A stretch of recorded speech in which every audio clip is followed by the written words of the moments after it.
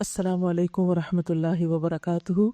چوتھا پارہ شروع کرتی ہوں اللہ کے نام سے جو بے انتہا مہربان نہایت رحم فرمانے والا ہے۔ لن تنالوا البر حتى تنفقوا مما تحبون، محبتوں کا امتحان ہے۔ تم ہرگز نیکی کو پہنچ نہیں سکتے، نیکی کو پا نہیں سکتے جب تک کہ وہ چیزیں اللہ کی راہ میں خرچ نہ کرو جن سے تم محبت رکھتے ہو۔ مومن کی پہچان ہم نے پڑھی سورۃ البقرہ میں کہ والذین آمنوا اشد حبا للہ، ایمان والے اللہ کی محبت میں سب سے زیادہ شدید ہوتے ہیں۔ ان کے دل میں اللہ کی محبت ہر چیز سے زیادہ ہوتی ہے، اور اس محبت کے شدید ہونے کا ثبوت کہاں سے دیتے ہیں؟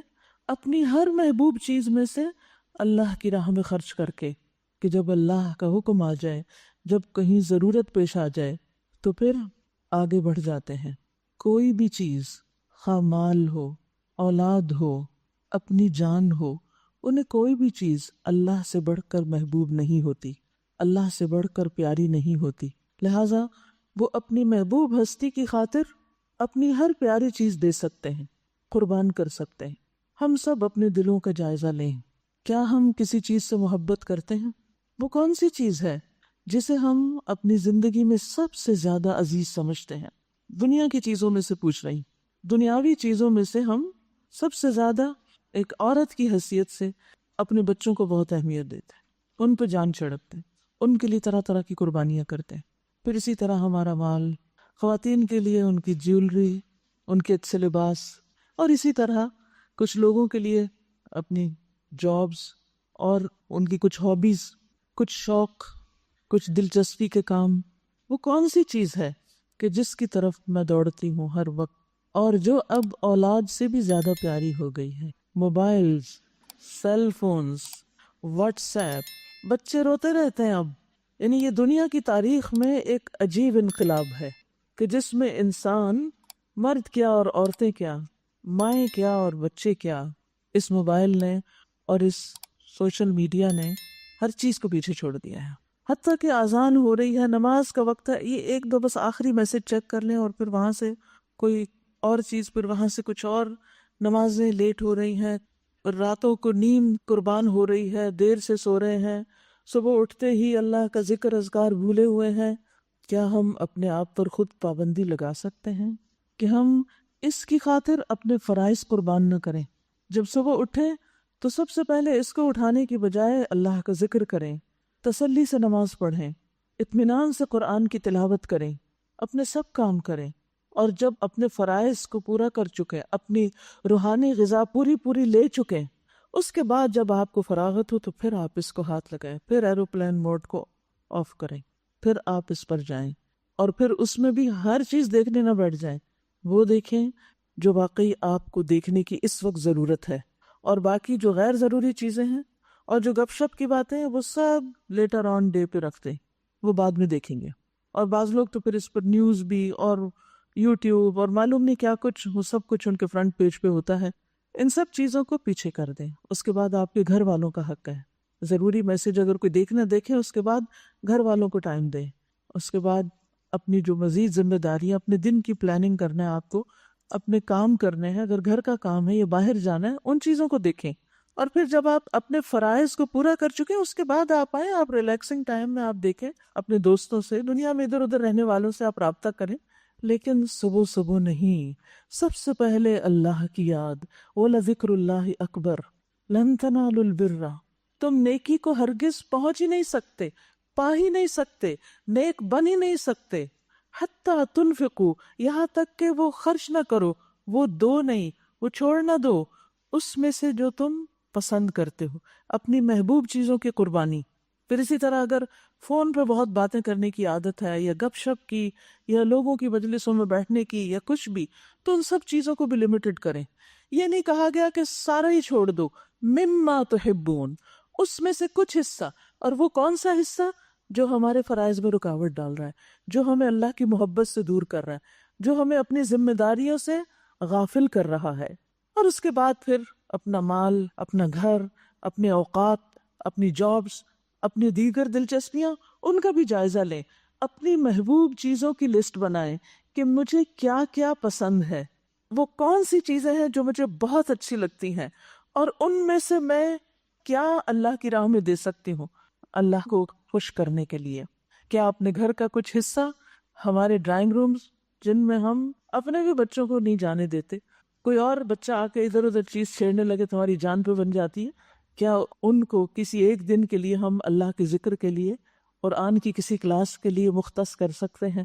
کیا ہم باقی چیزوں میں سے اپنے کھانے میں سے پسندیدہ ترین کھانا جو ہمیں پسند ہے یا جو واقعی اچھا ہے وہ کبھی کبھار کسی ایسے شخص کو دے سکتے ہیں جو ہمیں پسند نہ ہو؟ کیونکہ ہمیں کس کے لیے کرنا ہے، اس لیے نہیں کہ وہ چونکہ ہمیں پسند ہے اس لیے ہمیں اس کے ساتھ کرنا، نہیں، جو ہمیں پسند نہیں اس کو بھی دینا ہے، کیونکہ ہم اس وقت اپنے دل کو کنٹرول کر رہے ہیں، ضبط نفس سے کام لے رہے ہیں کہ ہم واقعی اللہ کے لیے کر رہے ہیں. کیونکہ جب ہم اپنے پسندیدہ جگہ پر کرتے ہیں نا تو اس میں پھر اپنے دل کی خوشی اور ایک سیٹسفیکشن بھی آتی ہے.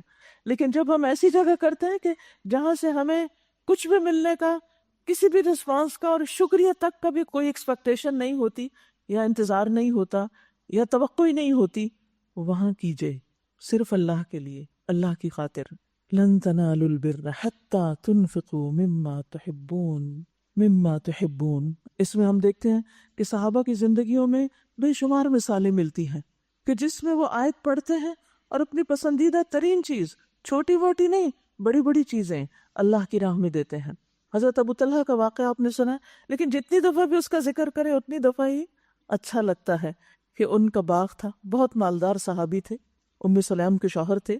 بیروہا نام کا ایک باغ تھا جس کا پانی بھی بہت اچھا تھا. نبی صلی اللہ علیہ وسلم اس میں تشریف لے جاتے اور وہاں پر پانی پیتے، تھوڑا آرام کرتے، ریلیکس کرتے. جب یہ آیت نازل ہوئی تو حضرت ابو طلحہ نبی صلی اللہ علیہ وسلم کی خدمت میں حاضر ہوئے اور عرض کرنے لگے کہ میرے لیے سب سے پیارا میرا یہی باغ ہے، میں آپ کو گواہ کرتا ہوں کہ میں اسے فی سبیل اللہ صدقہ کرتا ہوں، اللہ تعالیٰ مجھے اس کی بھلائی عطا کرے اور اپنے پاس میرے لیے اس کو ذخیرہ کر لے، یعنی دنیا میں دے رہا ہوں، آگے جا کے لے لوں گا. آپ کو اختیار ہے، جسے چاہیں دے دیں، جس طرح چاہیں آپ تقسیم کر دیں.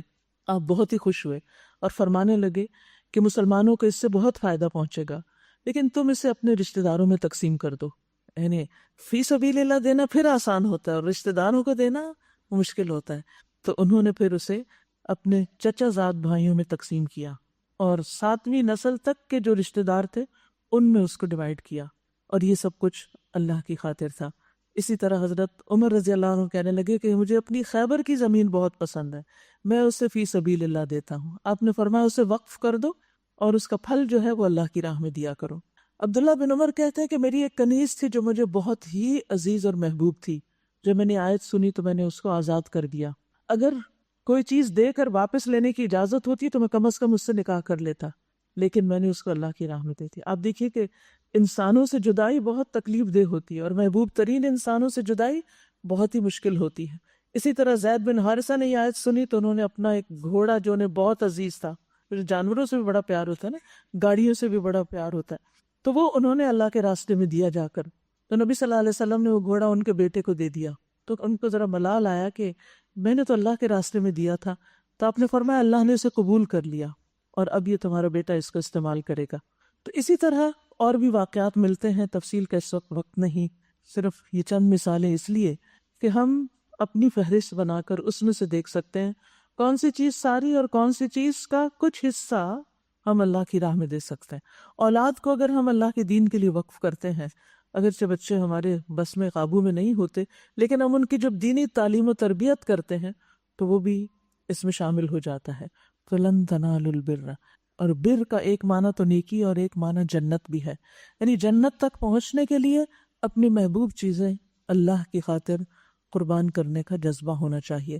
یہ اس بات کا ثبوت ہوگا کہ ہم واقعی ہر چیز سے زیادہ اللہ سے محبت کرتے ہیں. پھر فرمایا وَمَا تُنْفِقُوا مِنْ شَيْءٍ فَإِنَّ اللَّهَ بِهِ عَلِيمٌ، اور جو کچھ تم خرچ کرو گے اللہ اس سے بے خبر نہ ہوگا، سب جانتا ہے اللہ. تم نے کیا دیا سب لکھا ہوا ہے، سب کچھ محفوظ ہے. كل الطعام كان حلا لبني إسرائيل إلا ما حرم إسرائيل على نفسه من قبل أن تنزل التوراة. سب کے سب کھانے جو شریعت محمدی میں حلال ہیں بنی اسرائیل کے لیے بھی حلال تھے، البتہ بعض چیزیں ایسی تھیں جنہیں تورات کے نازل کیے جانے سے پہلے اسرائیل نے یعنی یعقوب علیہ السلام نے خود اپنے اوپر حرام کیا تھا۔ کہتے ہیں کہ اپنی کسی بیماری کی وجہ سے پرہیز کے طور پر۔ ان سے کہیے اگر تم اپنے اعتراض میں سچے ہو تو لاؤ تورات اور پیش کرو اس کی کوئی عبارت۔ اصل میں نبی صلی اللہ علیہ وسلم نے بعض وہ چیزیں جو یہود کے ہاں حرام تھی ان کو حلال کر دیا، تو انہیں اعتراض ہوا کہ اگر واقعی یہ اللہ کے پیغمبر ہیں تو پھر یہ ان حرام چیزوں کو حلال کیوں کر رہے ہیں؟ تو انہیں بتایا جا رہا ہے کہ یہ سب کچھ تو اصلاً حلال تھا، بنی اسرائیل پر کچھ چیزیں تو جیسے حضرت یعقوب نے اپنے اوپر حرام کی تو پھر ان کی قوم میں بھی حرام کر لی، اور کچھ یہ تھا کہ ان کی نافرمانی اور سرکشیوں کی وجہ سے بطور سزا ان پر حرام کی گئی تھی۔ پھر فرمایا اس کے بعد بھی جو لوگ اپنی جھوٹی گھڑی ہوئی باتیں اللہ کی طرف منسوب کرتے رہیں وہی ظالم ہیں۔ کہیے اللہ نے جو کچھ فرمایا سچ فرمایا۔ قل صدق اللہ فاتبعوا ملت ابراہیم حنیفا، تم یکسو ہو کر ابراہیم کے طریقے کی پیروی کرو اور وہ شرک کرنے والوں میں سے نہ تھے۔ ان اول بیت وضع للناس للذی ببکۃ مبارکا وہدی للعالمین، بے شک سب سے پہلی عبادت گاہ جو انسانوں کے لیے تعمیر ہوئی وہ وہی ہے جو مکہ میں واقع ہے۔ یہ اس اعتراض کا جواب ہے جو یہود نے کیا تھا کہ آپ نے بیت المقدس کو چھوڑ کر کعبہ کو قبلہ کیوں بنایا ہے۔ تو انہیں بتایا جا رہا ہے کہ پہلا گھر کعبۃ اللہ ہی تھا جو بندوں کے لیے تعمیر کیا گیا اللہ کی عبادت کی خاطر، تو اس لیے آخری نبی کے لیے یہی قبلہ مقرر ہونا تھا، تو ان کا یہ اعتراض بھی درست نہیں۔ اس کو خیر و برکت دی گئی اور تمام جہان والوں کے لیے مرکز ہدایت بنایا گیا، اس میں کھلی ہوئی نشانیاں ہیں۔ ابراہیم علیہ السلام کا مقام عبادت ہے اور اس کا حال یہ ہے کہ جو اس میں داخل ہوا امن میں آ گیا۔ سبحان اللہ، دنیا میں کوئی اور جگہ ایسی نہیں کہ جہاں جا کر انسان امن، سکون اور بے فکری کی ایسی کیفیت میں مبتلا ہو جیسی مکہ میں نصیب ہوتی ہے، جیسے اللہ کے گھر کے پاس نصیب ہوتی ہے۔ مکہ بذات خود ایک بابرکت جگہ ہے اور اللہ کا گھر تو اور بھی زیادہ۔ کیوں؟ اس لیے کہ اس میں عبادت کا ثواب کئی گنا زیادہ بڑھ جاتا ہے۔ عبادت کا ثواب کئی گنا زیادہ، تو برکت کا کیا معنی ہوتا ہے؟ بڑھوتری، زیادہ ہونا۔ تو سب سے پہلے تو یہ کہ ثواب زیادہ ہوتا ہے۔ ایک نماز کا ثواب کتنا ہے؟ 1,00,000 کے برابر، سبحان اللہ۔ اور اگر آپ جماعت سے پڑھیں تو 27 کے ساتھ اور ملٹیپلائی کر لیں۔ پھر اسی طرح یہ ہے کہ جو اس گھر کا طواف کرتا ہے اس کے سارے گناہ معاف کر دیے جاتے ہیں۔ پھر اسی طرح یہ ہے کہ ہر طرف سے پھل اور ہر طرف سے نعمتیں دنیا بھر کی وہاں پر جمع ہوتی ہیں، دینی فائدے بھی ہیں اور دنیاوی فائدے بھی۔ اور پھر اس برکت سے مراد مسلسل عبادت بھی ہے۔ دنیا میں زمین کا یہ حصہ دن اور رات اللہ کی عبادت کے لیے مختص ہے۔ یہ سعادت کسی اور ٹکڑے کو نہیں، کیونکہ باقی مسجدیں رات کو بند ہو جاتی ہیں، بیت اللہ رات کو بھی کھلا رہتا ہے اور دن رات اس میں طواف ہوتا رہتا ہے، اور نوافل اور عبادت اور ذکر اور اذکار اور دعائیں اور اللہ کے سامنے فریادیں اور مناجات، اور کس کس طرح لوگ اپنے حال بیان کرتے ہیں اللہ کے سامنے اور کیا کچھ مانگتے ہیں، یہ سب کچھ اسی خطے میں ہوتا ہے۔ پھر اسی طرح یہ کہ پے در پے حج اور عمرے سے فقر اور گناہ ختم ہوتے ہیں۔ گناہ اس طرح ختم ہوتے ہیں جیسے بھٹی لوہے، سونے اور چاندی کے میل کو ختم کر دیتی ہے۔ پھر اسی طرح اس گھر کی طرف جو قدم کوئی اٹھاتا ہے، حدیث میں آتا ہے کہ حاجی کا اونٹ کوئی پاؤں نہیں اٹھاتا اور نہ ہاتھ رکھتا ہے، پاؤں پیچھے والے ہوتے ہیں، ہاتھ آگے والے ہوتے ہیں، یعنی 4 لیگز جو ہوتی ہیں اس میں، یعنی جب بھی وہ اپنا یا ہاتھ اٹھاتا ہے یا پاؤں اٹھاتا ہے، مگر اس کے بدلے اس پہ سوار ہونے والے کی ایک نیکی لکھ دی جاتی ہے، یا اس کی ایک برائی مٹا دی جاتی ہے، یا اس کی وجہ سے ایک درجہ بلند کر دیا جاتا ہے۔ یعنی جو سواری آپ اس راہ میں استعمال کرتے ہیں اس پر جو آپ کا خرچ ہے، یعنی آپ کو ٹکٹ اب لیتے ہیں، اب ظاہر جانوروں پہ سواری نہیں ہوتی، اگر آپ ٹکٹ لے رہے ہیں یا آپ جہاز پہ جا رہے ہیں یا پھر لینڈنگ ہو رہی ہے، پھر آپ امیگریشن کی مشکل میں پڑے ہوئے ہیں، پھر مکہ تک جانے میں بسوں میں بیٹھے ہوئے ہیں اور تکلیف اٹھا رہے ہیں، یہ ساری چیزیں آپ کے گناہوں کی معافی کا ذریعہ اور درجات کی بلندی کا ذریعہ بن جاتا ہے۔ اور پھر یہ گھر کس لیے بنایا گیا؟ حج بیت اللہ کے لیے۔ وَلِلَّهِ عَلَى النَّاسِ حِجُّ الْبَيْتِ مَنِ اسْتَطَاعَ إِلَيْهِ سَبِيلًا، لوگوں پر اللہ کا یہ حق ہے کہ جو اس گھر تک پہنچنے کی استطاعت رکھتا ہو وہ اس کا حج کرے۔ اور جو کوئی اس حکم کی پیروی سے انکار کرے یعنی حج نہ کرے استطاعت ہوتے ہوئے، تو اسے معلوم ہو جانا چاہیے کہ اللہ تمام دنیا والوں سے بے نیاز ہے۔ یاد رکھیے، حج نہ کرنا کفران نعمت ہے۔ اللہ جب بندے کو مال دیتا ہے، جسمانی طاقت دیتا ہے، فرصت اور صلاحیت دیتا ہے، اور پھر انسان اللہ کے گھر نہ جائے تو وہ کفران نعمت کا مرتکب ہوتا ہے، اللہ کی نعمتوں کا شکر ادا نہیں کرتا۔ اور اگر وہ یہ سوچے کہ مجھ پہ فرض ہی نہیں جبکہ فرض ہے، تو یہ انکار تو انسان کو دین سے ہی نکال دیتا ہے۔ رسول اللہ صلی اللہ علیہ وسلم نے فرمایا، حج فرض ہونے کے بعد اس کی ادائیگی میں جلدی کیا کرو، کیونکہ تم میں سے کسی کو معلوم نہیں کہ بعد میں اسے کیا پیش آنے والا ہے۔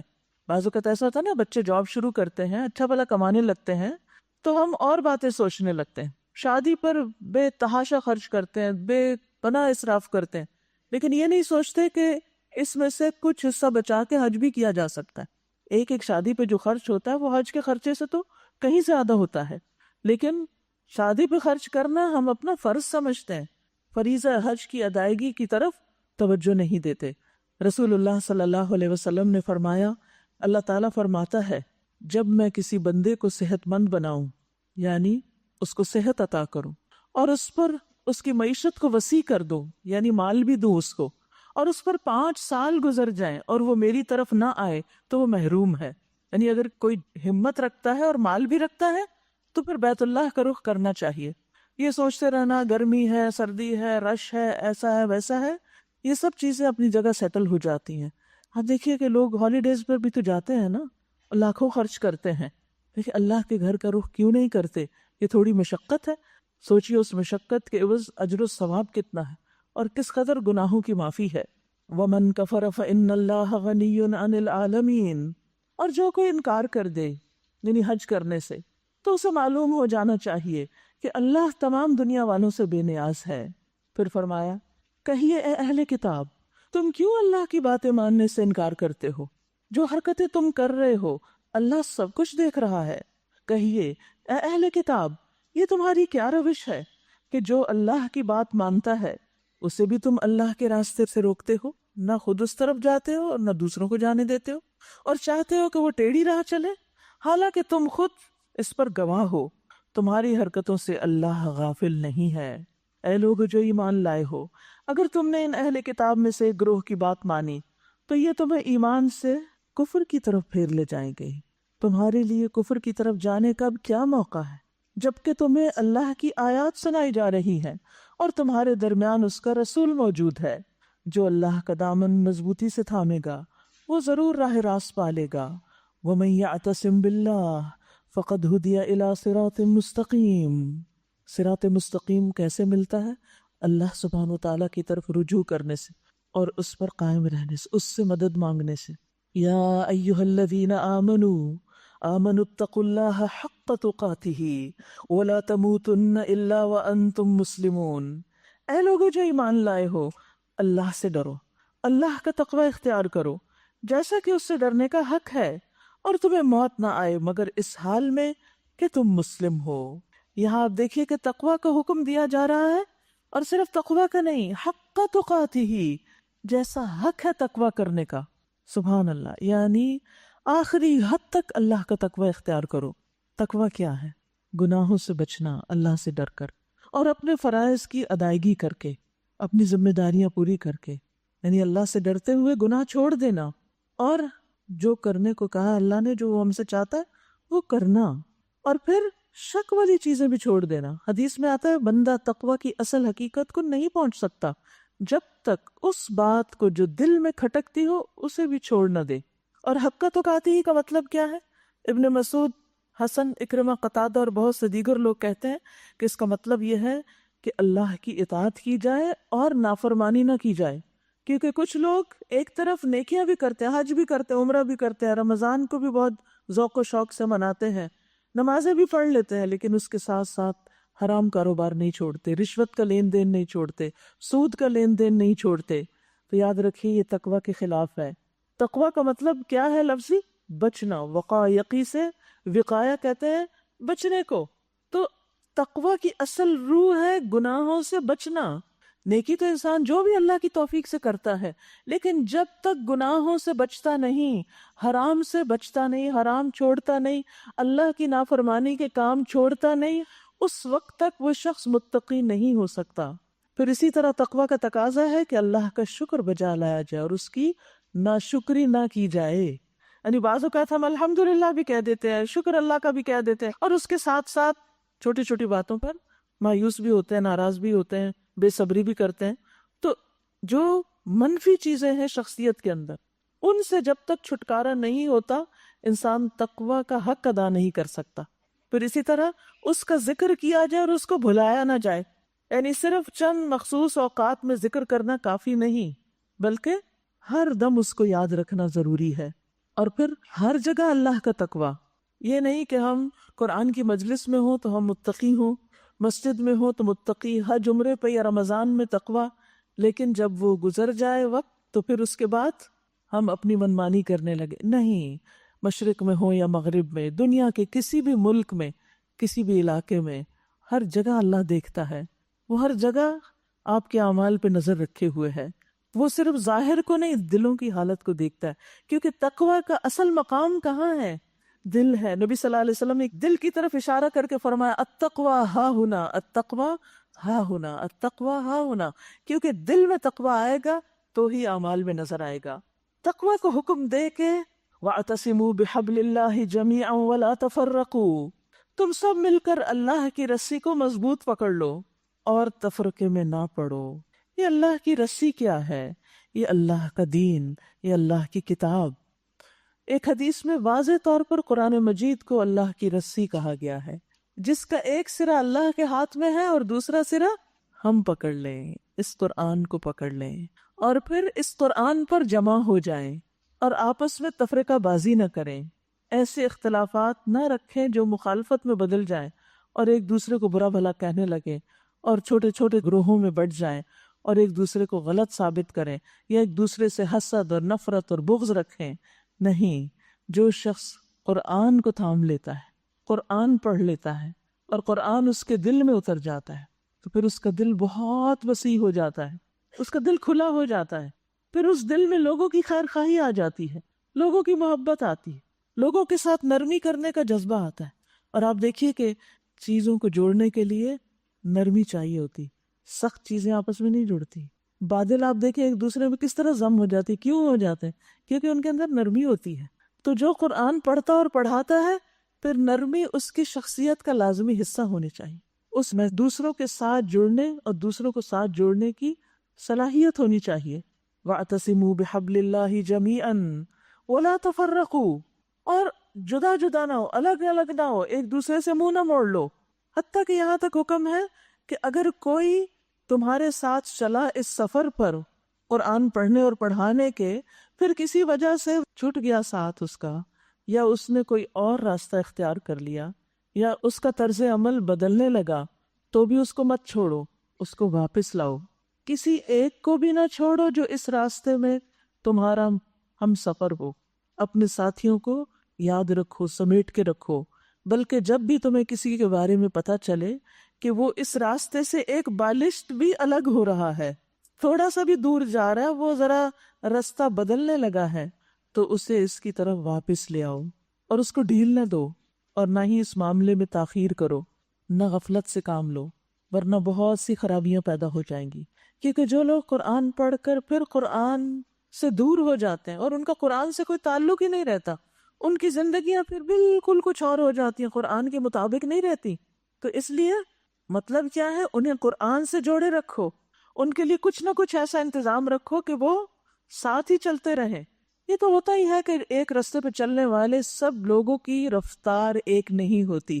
جب آپ سڑک پہ آ رہے ہوتے ہیں یہاں، تو آپ نے دیکھا ہوگا کہ کوئی گاڑی تیز جا رہی ہوتی، کوئی موٹر سائیکل والا بہت آگے نکل جاتا ہے، اور کوئی سلو جا رہے ہوتے، کوئی آپ سے پیچھے ہوتے ہیں، کوئی آپ کے ساتھ چل رہے ہوتے ہیں، کوئی آپ سے آگے ہوتے ہیں، اور کوئی بہت آگے نکل جاتے ہیں۔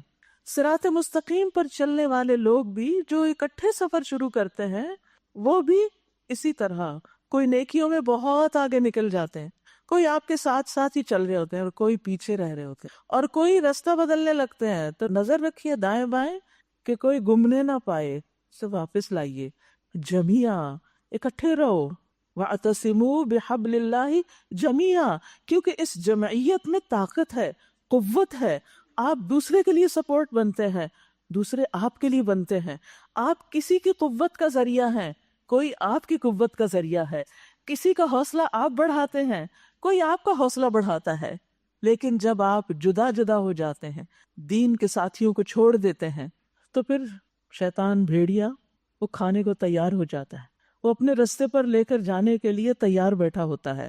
تو اس لیے ہمیشہ اس طرح جڑ کے رہیں جیسے تیروں کی گٹھی کو یا ایک جھاڑو ہوتا ہے نا، اس کے تنکوں کو جب باندھا جاتا ہے تو مضبوط باندھا جاتا ہے، اور اگر وہ ڈھیلی ہو جائے مٹھی تو کیا ہوتا ہے، کوئی تنکا کہیں گر جاتا ہے، کوئی کہیں ختم ہو جاتا ہے، بات ختم. تو یہاں پر اللہ کی رسی کو مل کر تھامنے کا حکم ہے، مل کر، اکٹھے ہو کر. ابو ہریرہ کہتے ہیں رسول اللہ صلی اللہ علیہ وسلم نے فرمایا، اللہ تم سے 3 باتوں سے راضی اور 3 باتوں سے ناراض ہوتا ہے. نمبر 1، وہ تمہارے لیے پسند کرتا ہے کہ اس کی عبادت کرو اور اس کے ساتھ کسی کو شریک نہ ٹھہراؤ. نمبر 2، تم سب مل کر اللہ کی رسی کو مضبوطی سے پکڑو. نمبر 3، جن حکمرانوں کو اللہ نے تمہاری ذمہ داری سونپی ہے ان کی خیر خواہی کرو، اور وہ تمہارے لیے قیل و قال، بہت باتیں کرنا، چٹ چیٹ ہر وقت، اور کثرت سوال، too many question, too much بحث مباحثہ، اور مال ضائع کرنا، اس کو ناپسند کرتا ہے. کل بھی ہم نے مال ضائع کرنے کی مختلف شکلیں دیکھی تھی.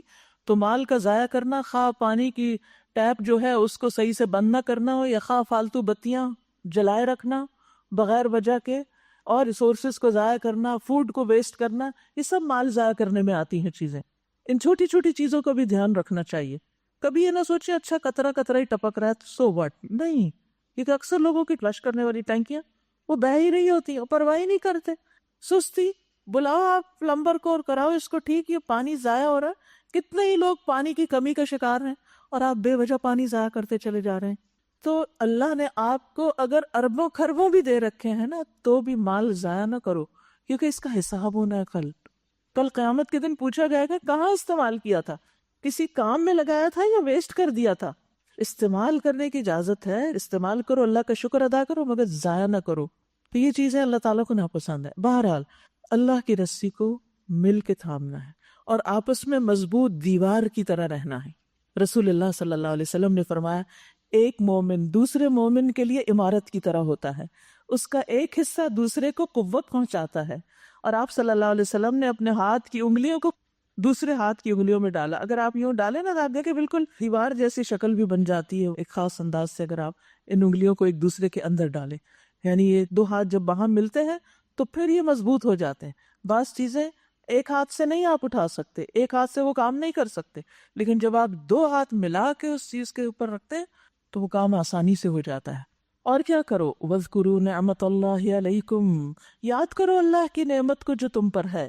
اذ کنتم اعداء، جب تم دشمن تھے ایک دوسرے کے. فَأَلَّفَ بَيْنَ قُلُوبِكُمْ، تو اس نے تمہارے دل جوڑ دیے. فَأَصْبَحْتُمْ بِنِعْمَتِهِ إِخْوَانًا، اس کی نعمت کی وجہ سے تم بھائی بھائی بنے تھے. یاد رکھیے اللہ کی کتاب، دین کی صحیح تعلیم، یہ دلوں کو جوڑنے والی ہوتی ہے. جب کسی بھی گروہ میں پھوٹ پڑتی ہے تو اس کا سب سے بڑا اور پہلا سبب یہ ہوتا ہے کہ وہ اللہ کے دین سے، اس کی روح سے دور ہیں. خواہ بظاہر وہ کتنا ہی پڑھا رہے ہوں، رٹ رہے ہوں. اہل کتاب میں آپس میں بغاوت اور سرکشی کیوں آئی تھی؟ ایک دوسرے سے آگے بڑھنے یا ایک دوسرے کے اوپر زور آوری کرنے کی وجہ سے، یعنی کہ میں تم سے زیادہ بہتر ہوں. اور یہی مشکل شیطان کو بھی تھی کہ میں زیادہ بہتر ہوں. اب دیکھیے، جب تک آپ اکیلے ہوتے ہیں نا اپنے اپنے گھر میں، تو آپ کو نہیں پتا چلتا کہ آپ کی حقیقت اور اصلیت کیا ہے. پتا چل ہی نہیں سکتا آپ کو. آپ اپنے گھر میں صبح صبح تہجد کے لیے اٹھتے ہیں، پھر فجر پڑھتے ہیں، پھر مصلی پہ بیٹھے رہتے ہیں، پھر اشراق پڑھتے ہیں، پھر تسبیحات کرتے ہیں، پھر آپ منڈے اور تھرسڈے کا روزہ بھی رکھ لیتے ہیں، پھر آپ صدقہ خیرات بھی کر دیتے ہیں، اور آپ اپنے آپ کو کیا سمجھنے لگتے ہیں؟ پھر جو شخص بھی یہ سب کچھ کرتا وہ کیا سمجھتا ہے اپنے آپ کو؟ عبادت گزار، متقی، پرہیزگار. لیکن جو ہی آپ باہر نکلتے ہیں، 4 لوگوں میں جا کے بیٹھتے ہیں اور ان سے آپ کی ڈیلنگ شروع ہوتی ہے، پھر ذرا اپنے مزاج کا جائزہ لیجئے کہ کتنی دفعہ آپ برہم ہوتے ہیں، کس کس کے ساتھ آپ جھگڑا کرتے ہیں، کس کس کے ساتھ آپ کو مشکل ہوتی ہے. میں اس کے ساتھ نہیں چل سکتی، مجھے یہاں سے ہٹا دیں، میں یہاں نہیں گزارا کر سکتی، میں یہاں نہیں رہ سکتی، مجھے اس سے بہت شکایت ہے، یہ ایسا اور ایسا کرتا ہے، فلاں ایسا ہے، میں اس سے بہتر ہوں۔ ابلیس عبادت گزار تھا نا، اتنا عبادت گزار کہ فرشتوں کا ہم نشین ہو گیا، کوئی مشکل نہیں، عبادت، متقی، پرہیزگار، لیکن پہلے ہی امتحان میں ناکام ہو گیا۔ جو ہی انٹریکشن ہوا، جو ہی آدم کی تخلیق ہوئی اور کہا گیا کہ اس کے آگے جھک جاؤ، میں اس کے آگے جھک جاؤں، میں اس سے بہتر ہوں، میں تو یہ اور یہ کرتا ہوں۔ اللہ سبحانہ وتعالی بندوں کے ذریعے ہمیں آزماتے ہیں، اس سے ہماری اصل ورتھ ہمارے اپنے سامنے آتی ہے کہ ہم کیا ہیں۔ جب تک ہم لوگوں کے ساتھ ملتے جلتے نہیں، ہمیں اپنی اصل حقیقت، اپنی کمزوریاں پتہ ہی نہیں چلتی۔ ہماری بہت سی خامیاں لوگ ہمیں بتاتے ہیں کہ آپ میں غصہ بہت ہے، آپ بہت بے صبرے ہیں، آپ ایسے ہیں اور آپ ایسے ہیں، آپ کو یہ کام نہیں آتا، آپ میں عقل نہیں۔ تو اس وقت دیکھیے ایسے کمنٹس پر، ایسے ریاکشنز پر پھر ہم کس طرح ریاکٹ کرتے ہیں۔ وہ ہوتے ہیں ہم اصل میں عبادت گزار نہیں ہوتے، یہ ہم اصل ہوتے ہیں۔ تو یہاں اللہ سبحانہ وتعالیٰ نے کیا حکم دیا؟ وَاعْتَصِمُوا بِحَبْلِ اللَّهِ جَمِيعًا، جب ساتھ چلو گے نا پھر تمہیں پتہ چلے گا تم کون ہو۔ اس لیے اس راستے پر، یعنی دین کا کام اکٹھا کرنے کے لیے صرف وہ ثابت قدمی اختیار کرے گا جو لوگوں کی باتیں، لوگوں کے ناگوار رویے، یہ سب کچھ برداشت کر لے گا، دل بہت بڑا کر لے گا، انسانوں کو انسان سمجھے گا، یہ کمزور ہیں، یہ ایسے ہی ہیں۔ اب آپ دیکھیے کہ اگر میں کہوں کہ چونکہ مجھے باہر جانا ہے تو مجھے یہاں سے جانا ہے، یہ کھڑکی ہٹا دیں، مجھے یہاں سے نکلنا ہے، یہ مجھے قریب رستہ پڑتا ہے، یہاں سے نہیں آپ جا سکتے، وہاں سے نہیں، وہ دور ہے رستہ، مجھے یہاں سے جانا ہے۔ ہم اس قسم کی ضدیں کر رہے ہوتے ہیں نا، کہ مجھے یہ کنوینئنٹ ہے، مجھے یہ آسان لگتا ہے، یہ یوں ہونا چاہیے، یہ نہیں ہو سکتا، لیکن ہم اس وقت عقل سے بھی کام نہیں لیتے۔ تو اسی طرح بہت سی چیزیں اپنی جگہ سے نہیں ہٹائی جا سکتی، انہوں نے وہی رہنا ہے، لوگوں کی عادتیں وہی ہوں گی، اس کے ساتھ ہی کام لینا تو لے لو۔ جیسے عورت کے بارے میں حدیث میں آتا ہے نا، وہ ٹیڑھی پسلی سے پیدا کی گئی ہے، اس کا اپنا ایک مزاج ہے، اسی میں اس کا حسن ہے، اس نے ایسا ہی رہنا ہے، نبھا سکتے ہو تو نبھا لو، اور اگر تم کہو کہ وہ بالکل اسٹریٹ ہو جائے، جو تم چاہتے ہو، ایسا نہیں ہوگا، یہ کبھی نہیں ہو سکتا کہ جیسا ہم چاہیں سب لوگ ویسے بن جائیں۔ ہمیں ایڈجسٹ کرنا ہے کہ ہم کہاں فٹ آتے ہیں، ادھر آتے ہیں، ادھر آتے ہیں، ادھر جیسے آپ چیزیں رکھتے ہیں نا، ایک چیز سے دوسرے میں رکھتے ہیں تو آپ مختلف چیزیں کہیں بڑی رکھتے ہیں، کہیں چھوٹی رکھتے ہیں، کہیں کچھ تو ملا جلا کے آپ پیکنگ کر لیتے ہیں۔ ایسے ہی ہمیں اکٹھا گٹھا بننے کے لیے اپنے سائز کے مطابق کہیں نہ کہیں فٹ ہونا ہے، اور دوسروں کو ان کی صلاحیتوں کے مطابق وہاں فٹ کرنا ہے، کیونکہ تعلقات دو طرفہ ہوتے ہیں۔ تو اس لیے بہت ضروری ہے کہ ہم اللہ کی نعمت کو یاد رکھیں۔ اللہ تعالیٰ فرماتے ہیں دین کے آنے سے پہلے تم دشمن تھے، اللہ نے تمہارے دلوں میں دین کی وجہ سے محبت ڈالی، اور اس محبت کا انعام بہت بڑا ہے، عرش الہی کا سایہ ملے گا اس دن۔ انبیاء و شہداء ایسے لوگوں پر رشک کریں گے کہ جو ان ساری چیزوں کو برداشت کر کے پھر بھی محبت کرتے رہے ایک دوسرے سے، اور ساتھ چلتے رہے، ساتھ نہیں چھوڑا، اور اسی طرح استقامت نصیب ہوئی۔ اور اسی سے تزکیہ ہوتا ہے۔ گھر میں اکیلے بیٹھ کے کسی اندھیرے کمرے میں تزکیہ نہیں ہوتا، تزکیہ لوگوں کی باتیں برداشت کر کے، یعنی شیطان کا تزکیہ نہیں ہوا نا، کیونکہ اس نے برداشت ہی نہیں کی دوسرے کی بڑائی۔ کل بھی بات ہوئی تھی نا کہ پیغمبروں کو بھی ایک دوسرے پر فضیلت حاصل ہے، اور مختلف چیزیں ایک دوسرے سے فضیلت رکھتی ہیں۔ انسانوں میں بھی جن کے ساتھ ہم رہتے ہیں انہیں بھی اللہ نے ہم سے کچھ فضیلت کسی خاص چیز میں دی ہوتی۔ ہر شخص کا اپنا ایک فیلڈ ہوتا ہے، کوئی کسی چیز میں بہتر ہے، تو دوسروں کے فضل کو، دوسروں کی اچھائی کو ماننا، ایکسپٹ کرنا، تسلیم کرنا، ان کی صلاحیت کو اپریشیٹ کرنا، جب تک یہ ٹریٹس نہ ہو کسی میں، اجتماعیت نہیں قائم ہو سکتی۔ کہتے ہیں نا کہ کوئی کارواں سے ٹوٹا کوئی بدگماں حرم سے، کہ میر کارواں میں نہیں ہوئے دل نوازی۔ یعنی کسی کو جہاں دین والے بیٹھتے تھے اس جگہ سے کچھ بدگمانی ہوئی، اور کسی کو میر کارواں سے کچھ ہوئی، اور کسی کو کسی چیز سے، اور وہ سب ٹکڑے ٹکڑے ہو کے اجتماعیت ختم ہو گئی۔ جب تک ٹیم ورک نہیں ہوتا کوئی بڑا کام نہیں ہو سکتا، کوئی ایک شخص اکیلا بڑا کارنامہ نہیں کر سکتا، یہ کام مل کر ہوتے ہیں۔ اس لیے ہم سب کو اپنے اپنے رویوں پر غور کرنے کی ضرورت ہے۔ ہم دوسروں میں غلطیاں اور کمیاں ڈھونڈتے رہتے ہیں، اپنی غلطیوں اور اپنی کوتاہیوں کو بھول جاتے ہیں، خود کو فرشتہ سمجھ لیتے ہیں، اور دوسروں کو ساری مصیبتوں کی جڑ، جس کی وجہ سے پھر نہ ہم میں صبر ہے، نہ برداشت ہے، اور نہ کسی کے ساتھ مل کے چلنے کی صلاحیت ہے۔ نتیجہ کیا ہے کہ زندگی اسی چیز میں گزر جاتی اور کچھ بڑا کام نہیں کر پاتے۔ پھر فرمایا تم آگ سے بھرے ہوئے ایک گڑھے کے کنارے تھے، اللہ نے تمہیں اس سے بچا لیا۔ اس طرح اللہ اپنی نشانیاں تمہارے سامنے روشن کرتا ہے، شاید کہ ان علامتوں سے تمہیں اپنی فلاح کا سیدھا راستہ نظر آ جائے۔ وَلْتَكُن مِّنكُمْ أُمَّةٌ يَدْعُونَ إِلَى الْخَيْرِ، تم میں کچھ لوگ تو ایسے ضرور ہی رہنے چاہیے جو نیکی کی طرف بلائیں، یعنی ایک مخصوص گروہ کو اس کام پر مقرر ہونا چاہیے کہ وہ دن رات یہی سوچے، یہی پلان کرے اور اس پر کام کرے کہ وہ لوگوں کو خیر اور بھلائی کی طرف کس طرح بلائے، بھلائی کا حکم دیں، برائیوں سے روکیں۔ جو لوگ یہ کام کریں گے وہ کامیاب ہو جائیں گے، یعنی ایسا گروہ اللہ کی راہ میں ایسی محنت کرنے والا جو لوگوں کو خیر کی طرف بلاتا ہو، وہ کامیابی کے راستے پہ چلنے والا ہے۔ وَأُولَئِكَ هُمُ الْمُفْلِحُونَ۔ یاد رکھیے اسلام کے دیگر ارکان کی طرح یہ بھی ایک فرض رکن ہے۔ صحیح الترغیب والترہیب میں آتا ہے، نبی صلی اللہ علیہ وسلم نے فرمایا اسلام کے 8 حصے ہیں۔ اسلام ایک حصہ، نماز ایک حصہ، زکوٰۃ ایک حصہ، روزہ ایک حصہ، حج بیت اللہ ایک حصہ، امر بالمعروف نیکی کا حکم دینا ایک حصہ، نہی عن المنکر ایک حصہ۔ یعنی نماز روزے کی طرح جب آپ باہر نکلیں گے اور دوسروں کے ساتھ انٹریکٹ کریں گے تو کسی کو آپ کی اچھی نصیحت کی ضرورت ہوگی اور کوئی غلط کر رہا ہے تو اس کو روکنے کی ضرورت ہوگی۔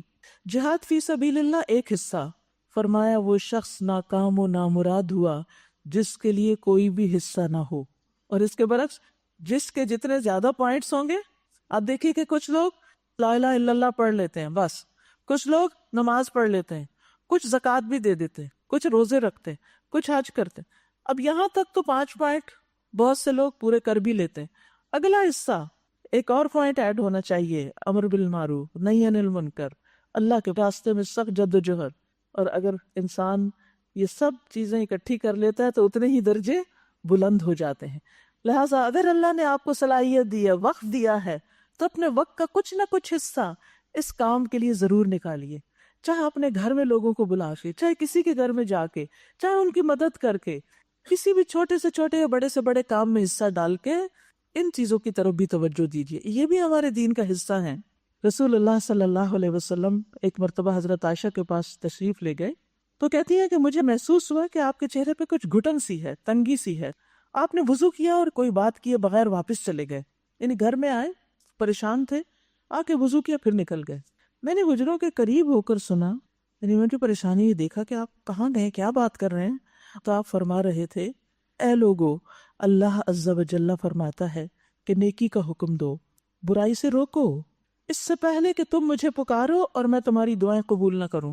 یعنی اگر تم یہ کام کرو گے تو دعائیں قبول ہوں گی، اور اگر نہیں کرو گے تو دعائیں قبول نہیں ہوگی۔ تم مجھ سے سوال کرو اور میں تمہیں کچھ عطا نہ کروں، تم مجھ سے مدد مانگو اور میں تمہاری مدد نہ کروں۔ آج آپ دیکھیے کہ بعض اوقات دنیا کے مختلف حصوں میں مسلمانوں کا جو حال ہوتا ہے اس پر سبھی پریشان ہوتے ہیں، سبھی دعائیں مانگتے ہیں، لیکن یوں لگتا ہے جیسے کوئی دعا قبول ہی نہیں ہو رہی، مسئلہ حل ہی نہیں ہو رہا۔ ہم کو بھی وجہ جاننے کی کوشش نہیں کرتے کہ کیوں؟ اس لیے کہ ہم نے اپنے فرائض بلا دیے ہیں۔ تو یہ معاملہ کوئی چھوٹا سا معاملہ نہیں ہے، یہ امت مسلمہ پر ایک فریضہ ہے، اور اس کے لیے باقاعدہ کچھ لوگ مقرر ہونے چاہیے، ڈیڈیکیٹڈ ایسی ٹیمز ہونی چاہیے جو لوگوں کو خیر کی طرف بلاتی رہیں اور ان کے لیے اس طرف آنے کے راستے آسان کریں۔ پھر فرمایا، کہیں تم ان لوگوں کی طرح نہ ہو جانا جو فرقوں میں بٹ گئے اور کھلی کھلی واضح ہدایات پانے کے بعد پھر اختلافات میں مبتلا ہو گئے۔ جنہوں نے یہ روش اختیار کی وہ اس روز سخت سزا پائیں گے۔ یعنی دین میں آنے کے بعد پھر اختلافات کا شکار ہونا، یہ کیا ہے؟ یہ ایسے ہی ہے جیسے ایمان لا کر کفر اختیار کرنا۔ جبکہ کچھ لوگ سرخرو ہوں گے، کچھ لوگوں کا منہ کالا ہوگا۔ جن کا منہ کالا ہوگا ان سے کہا جائے گا، نعمت ایمان پانے کے بعد بھی تم نے کافرانہ رویہ اختیار کیا؟ اچھا تو اب اس کفران نعمت کے صلے میں عذاب کا مزہ چکھو۔ رہے وہ لوگ جن کے چہرے روشن ہوں گے تو انہیں اللہ کے دامن رحمت میں جگہ ملے گی اور وہ ہمیشہ اسی حالت میں رہیں گے۔ سبحان اللہ۔ یعنی جو لوگ ان احکامات پر عمل کریں گے قیامت کے دن روشن چہروں والے ہوں گے، ہمیشہ اللہ کی رحمتوں میں ہوں گے۔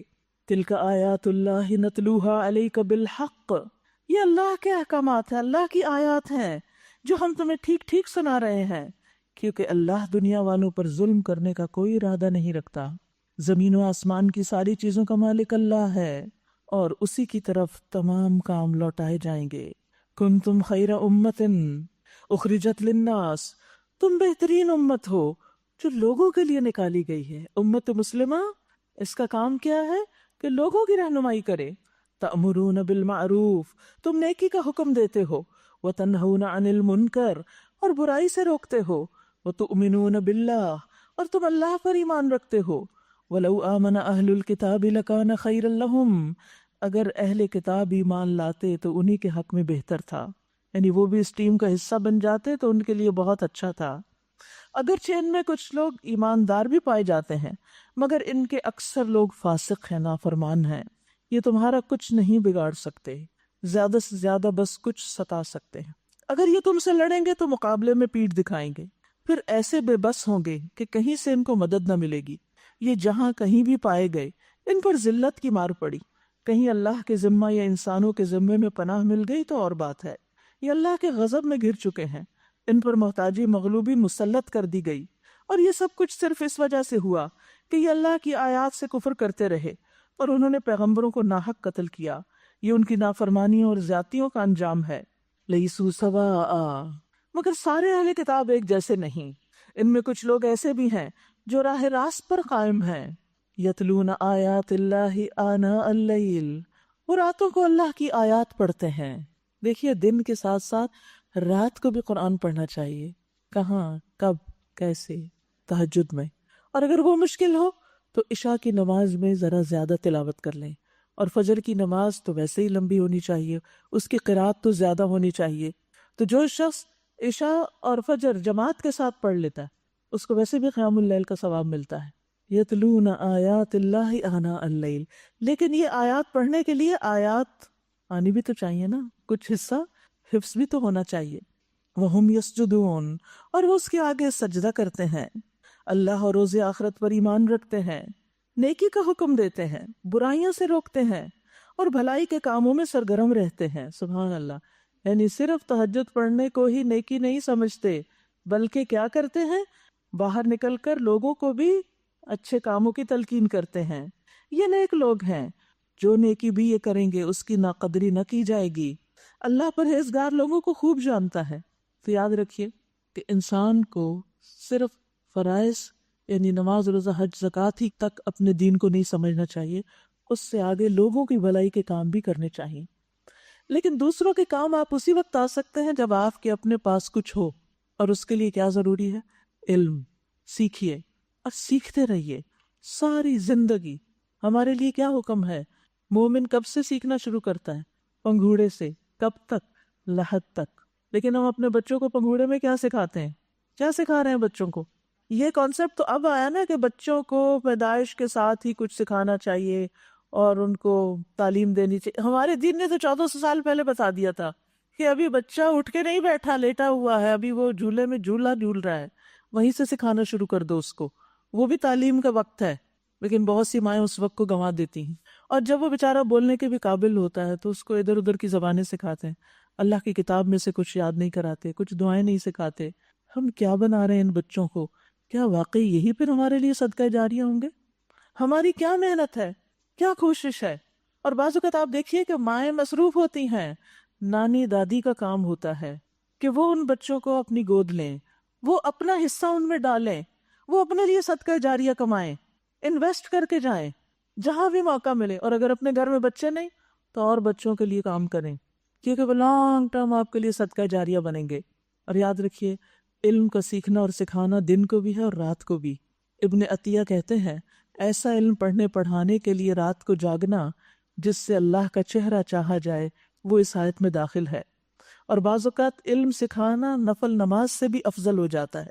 عالم کی عابد پر فضیلت ہے، فرمایا کہ ایک عبادت گزار پر ایک عالم کی فضیلت ایسی ہے جیسی میری تمہارے ایک ادنا آدمی پر، جیسے نبی صلی اللہ علیہ وسلم کا مقام ہے ایک عام امتی پر، اتنا بڑا مقام ملتا ہے ایک عالم کو عام لوگوں پر۔ اب یہ نہیں کہ عالم کو چند مخصوص لوگ ہوتے ہیں، آپ بھی سیکھتے رہیے، سیکھتے رہیے۔ ہر نئی چیز سیکھنے سے آپ کا درجہ اللہ کے ہاں بڑھتا جاتا ہے، بڑھتا جاتا ہے۔ کب تک سیکھنا ہے؟ لحد تک۔ زندگی کے آخری دن تک ہر روز سیکھیے، سیکھتے رہیے. کبھی نہ سوچیے اب تو میری عمر اتنی ہوگی، اب تو موقع نہیں رہا. نہیں، ابھی بھی موقع ہے، ابھی زندگی ہے. شکر اللہ کا کہ زندہ ہیں، سانس آ جا رہے ہیں. کیوں نہ اس سے اپنے آخرت کے درجوں کی کمائی کا فکر کریں. وما يفعلوا من خیر فلن يكفروا. ایسے لوگ جو بھی نیکی کا کام کریں گے اس کا انکار نہیں کیا جائے گا، ناشکری نہیں کی جائے گی. سبحان اللہ، اللہ قدردان ہے. کس قدر خوبصورت آیت. اور جس کی قدردانی اللہ کرے اس کو پھر دنیا سے ریوارڈ لینے کی کوئی سوچ بھی نہیں رہتی، کوئی شوق بھی نہیں رہتا کہ کوئی ہمیں کیا دے گا. واللہ علیم بالمتقین. پھر تقوی کی بات ہے، اور اللہ خوب جانتا ہے تقوی والوں کو کہ جو اپنے دل کی اصلاح کی فکر کرتے رہتے ہیں. رہے وہ لوگ جنہوں نے کفر کا رویہ اختیار کیا تو اللہ کے مقابلے میں ان کو نہ ان کا مال کچھ کام دے گا اور نہ اولاد. وہ تو آگ میں جانے والے لوگ ہیں، استغفر اللہ، اور آگ ہی میں ہمیشہ رہیں گے. جو کچھ وہ اپنی اس دنیا کی زندگی میں خرچ کر رہے ہیں اس کی مثال اس ہوا کی سی ہے جس میں پالا ہو، یعنی ٹھنڈی ہوا. اور وہ ان لوگوں کی کھیتی پہ چلے جنہوں نے اپنے اوپر آپ ظلم کیا اور اسے برباد کر کے رکھ دے. اللہ نے ان پر ظلم نہیں کیا، در حقیقت یہ اپنے اوپر خود ظلم کر رہے ہیں. اے لوگو جو ایمان لائے ہو، مومنوں کے سوا دوسروں کو اپنا رازدار نہ بناؤ. وہ تمہاری خرابی کے کسی موقع سے فائدہ اٹھانے میں نہیں چوکتے. تمہیں جس چیز سے نقصان پہنچے وہی ان کو محبوب ہے. ان کے دل کا بغض ان کے منہ سے نکلا پڑتا ہے، اور جو کچھ وہ اپنے سینوں میں چھپائے ہوئے ہیں وہ اس سے شدید تر ہے. ہم نے تمہیں صاف صاف ہدایات دے دی ہیں. اگر تم عقل رکھتے ہو، تم ان سے محبت رکھتے ہو، مگر وہ تم سے محبت نہیں رکھتے. کتنی حیرت کی بات ہے. یعنی مومن کا دل وسیع ہوتا ہے، وہ سب سے محبت کرتا، سب کو اچھا سمجھتا ہے، لیکن سب لوگ ایسے نہیں ہوتے. یاد رکھیے، ایمان، تقوی، توکل یہ دلوں کو وسیع کرتا ہے، اور پھر انسان ہر انسان کے لیے خیر خواہ بن جاتا ہے. لیکن جن لوگوں کے اندر یہ چیز نہیں، وہ بظاہر اچھا اخلاق بھی رکھے، دل سے نہیں چاہیں گے تمہیں، حالانکہ تم تمام کتب آسمانی کو مانتے ہو. جب وہ تم سے ملتے ہیں تو کہتے ہیں ہم نے بھی تمہارے رسول اور کتاب کو مان لیا، مگر جب اکیلے ہوتے ہیں تو تمہارے خلاف ان کا غیظ و غضب ایسا ہوتا ہے کہ اپنی انگلیاں چباتے ہیں تم پر. ان سے کہہ دو اپنے غصے میں آپ جل مرو، اللہ دلوں کے چھپے ہوئے راز تک جانتا ہے. تمہارا بھلا ہوتا ہے تو ان کو برا لگتا ہے، تم پہ کوئی مصیبت آتی ہے تو یہ خوش ہوتے. حاسد ایسا ہی کرتے ہیں، مگر ان کی کوئی تدبیر تمہارے خلاف کارگر نہیں ہو سکتی، بشرطے کہ تم صبر سے کام لو اور اللہ سے ڈر کر کام کرو. صبر اور تقوی سے انسان کی حفاظت ہوتی ہے، انسان ہر طرح کی شر سے بچ جاتا ہے. اور یہاں دشمن کی صفت بتا دی گئی نا، کہ دشمن انسان کے دکھ اور تکلیف پر خوش ہوتا ہے، مصیبت پر خوش ہوتا ہے. اتنی خوبصورت دعا بھی سکھائی گئی ہے نا کہ انسان ایسے دوست سے، ایسے ساتھی، ایسی کمپنی سے پناہ مانگے کہ جو انسان کے لیے برا سوچے. اللہم انی اعوذ بک من جار السوء ومن زوج تشیبنی قبل المشیب ومن ولد یکون علی ربا ومن مال یکون علی عذابا ومن خلیل ماکر عینہ ترانی وقلبہ یرعانی ان رأى حسنة دفنها واذا رأى سیئة اضاعها. اے اللہ میں تیری پناہ طلب کرتا ہوں برے پڑوسی سے، ایسی بیوی سے جو مجھے بڑھاپے سے پہلے بوڑھا کر دے. یعنی اسپاؤز اصل میں زوج کا لفظ ہے، یعنی شوہر بیوی دونوں کے لیے آتا ہے. یعنی اتنا ستائے کہ انسان جوانی میں ہی بوڑھا لگنے لگے. اور ایسی اولاد سے جو میری آقا بن بیٹھے، ایسے مال سے جو میرے لیے باعث عذاب ہو، ایسے چال باز دوست سے جس کی آنکھیں مجھے دیکھ رہی ہوں اور اس کا دل میری نگرانی کر رہا ہو، یعنی ٹول میں لگا رہے کہ کیا حالات ہیں اس کے. اور اگر کوئی نیکی کی بات دیکھے تو اس کو دبا دے، اور اگر وہ میرے اندر کوئی برائی دیکھے تو اسے خوب مشہور کرے. اللہ ایسے دوستوں سے بچائے، ایسے ساتھیوں سے، ایسی کمپنی سے بچائے کہ جو اچھائیوں کو تو دبا دیں اور برائیوں کو خوب نشر کریں. پھر فرمائے ان اللہ بما یعملون محیط. جو کچھ یہ کر رہے ہیں اللہ اس کا خوب احاطہ کرنے والا ہے. پھر اس کے بعد جنگ احد کے بارے میں کچھ باتیں ہیں. وَإِذْ غَدَوْتَ مِنْ أَهْلِكَ تُبَوِّئُ الْمُؤْمِنِينَ مَقَاعِدَ لِلْقِتَالِ. اور وہ وقت یاد کیجئے جب آپ صبح سویرے اپنے گھر سے نکلے تھے اور احد کے میدان میں مسلمانوں کو جنگ کے لیے جا بجا معمور کر رہے تھے.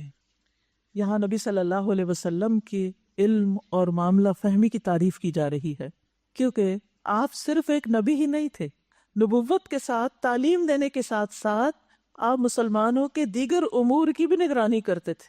اور یہاں پر ایک مینیجریل رول ادا کر رہے ہیں، ان کو مینیج کر رہے ہیں کہ کس کو کہاں پر بیٹھنا ہے، کس کو کہاں کھڑے ہونا ہے، کون کیا کرے گا. بعض اوقات ہم ایک کام کرتے ہیں تو دوسرے سے بالکل ہی غافل ہو جاتے ہیں. حالانکہ جب تک انسان ان دونوں چیزوں کو ساتھ نہ لے کر چلے اس کی روح تک نہیں پہنچتا۔ نبی صلی اللہ علیہ وسلم نے جنگ سے پہلے لوگوں کو اپنی اپنی جگہوں پر مقرر کیا کہ کون کہاں بیٹھے گا۔ ہم دیکھتے ہیں کہ آپ صلی اللہ علیہ وسلم نے میدان میں خطبہ دیا اور لوگوں کو اپنے اپنے مقامات پر اترنے کا کہا۔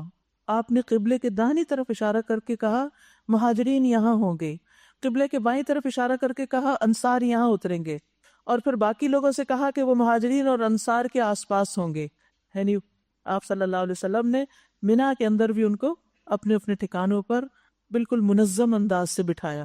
آج مسلمانوں کے اندر یہ صف بندی اور یہ تنظیم ہی ختم ہو گئی، حالانکہ ہماری صف بندی نماز سے شروع ہوتی۔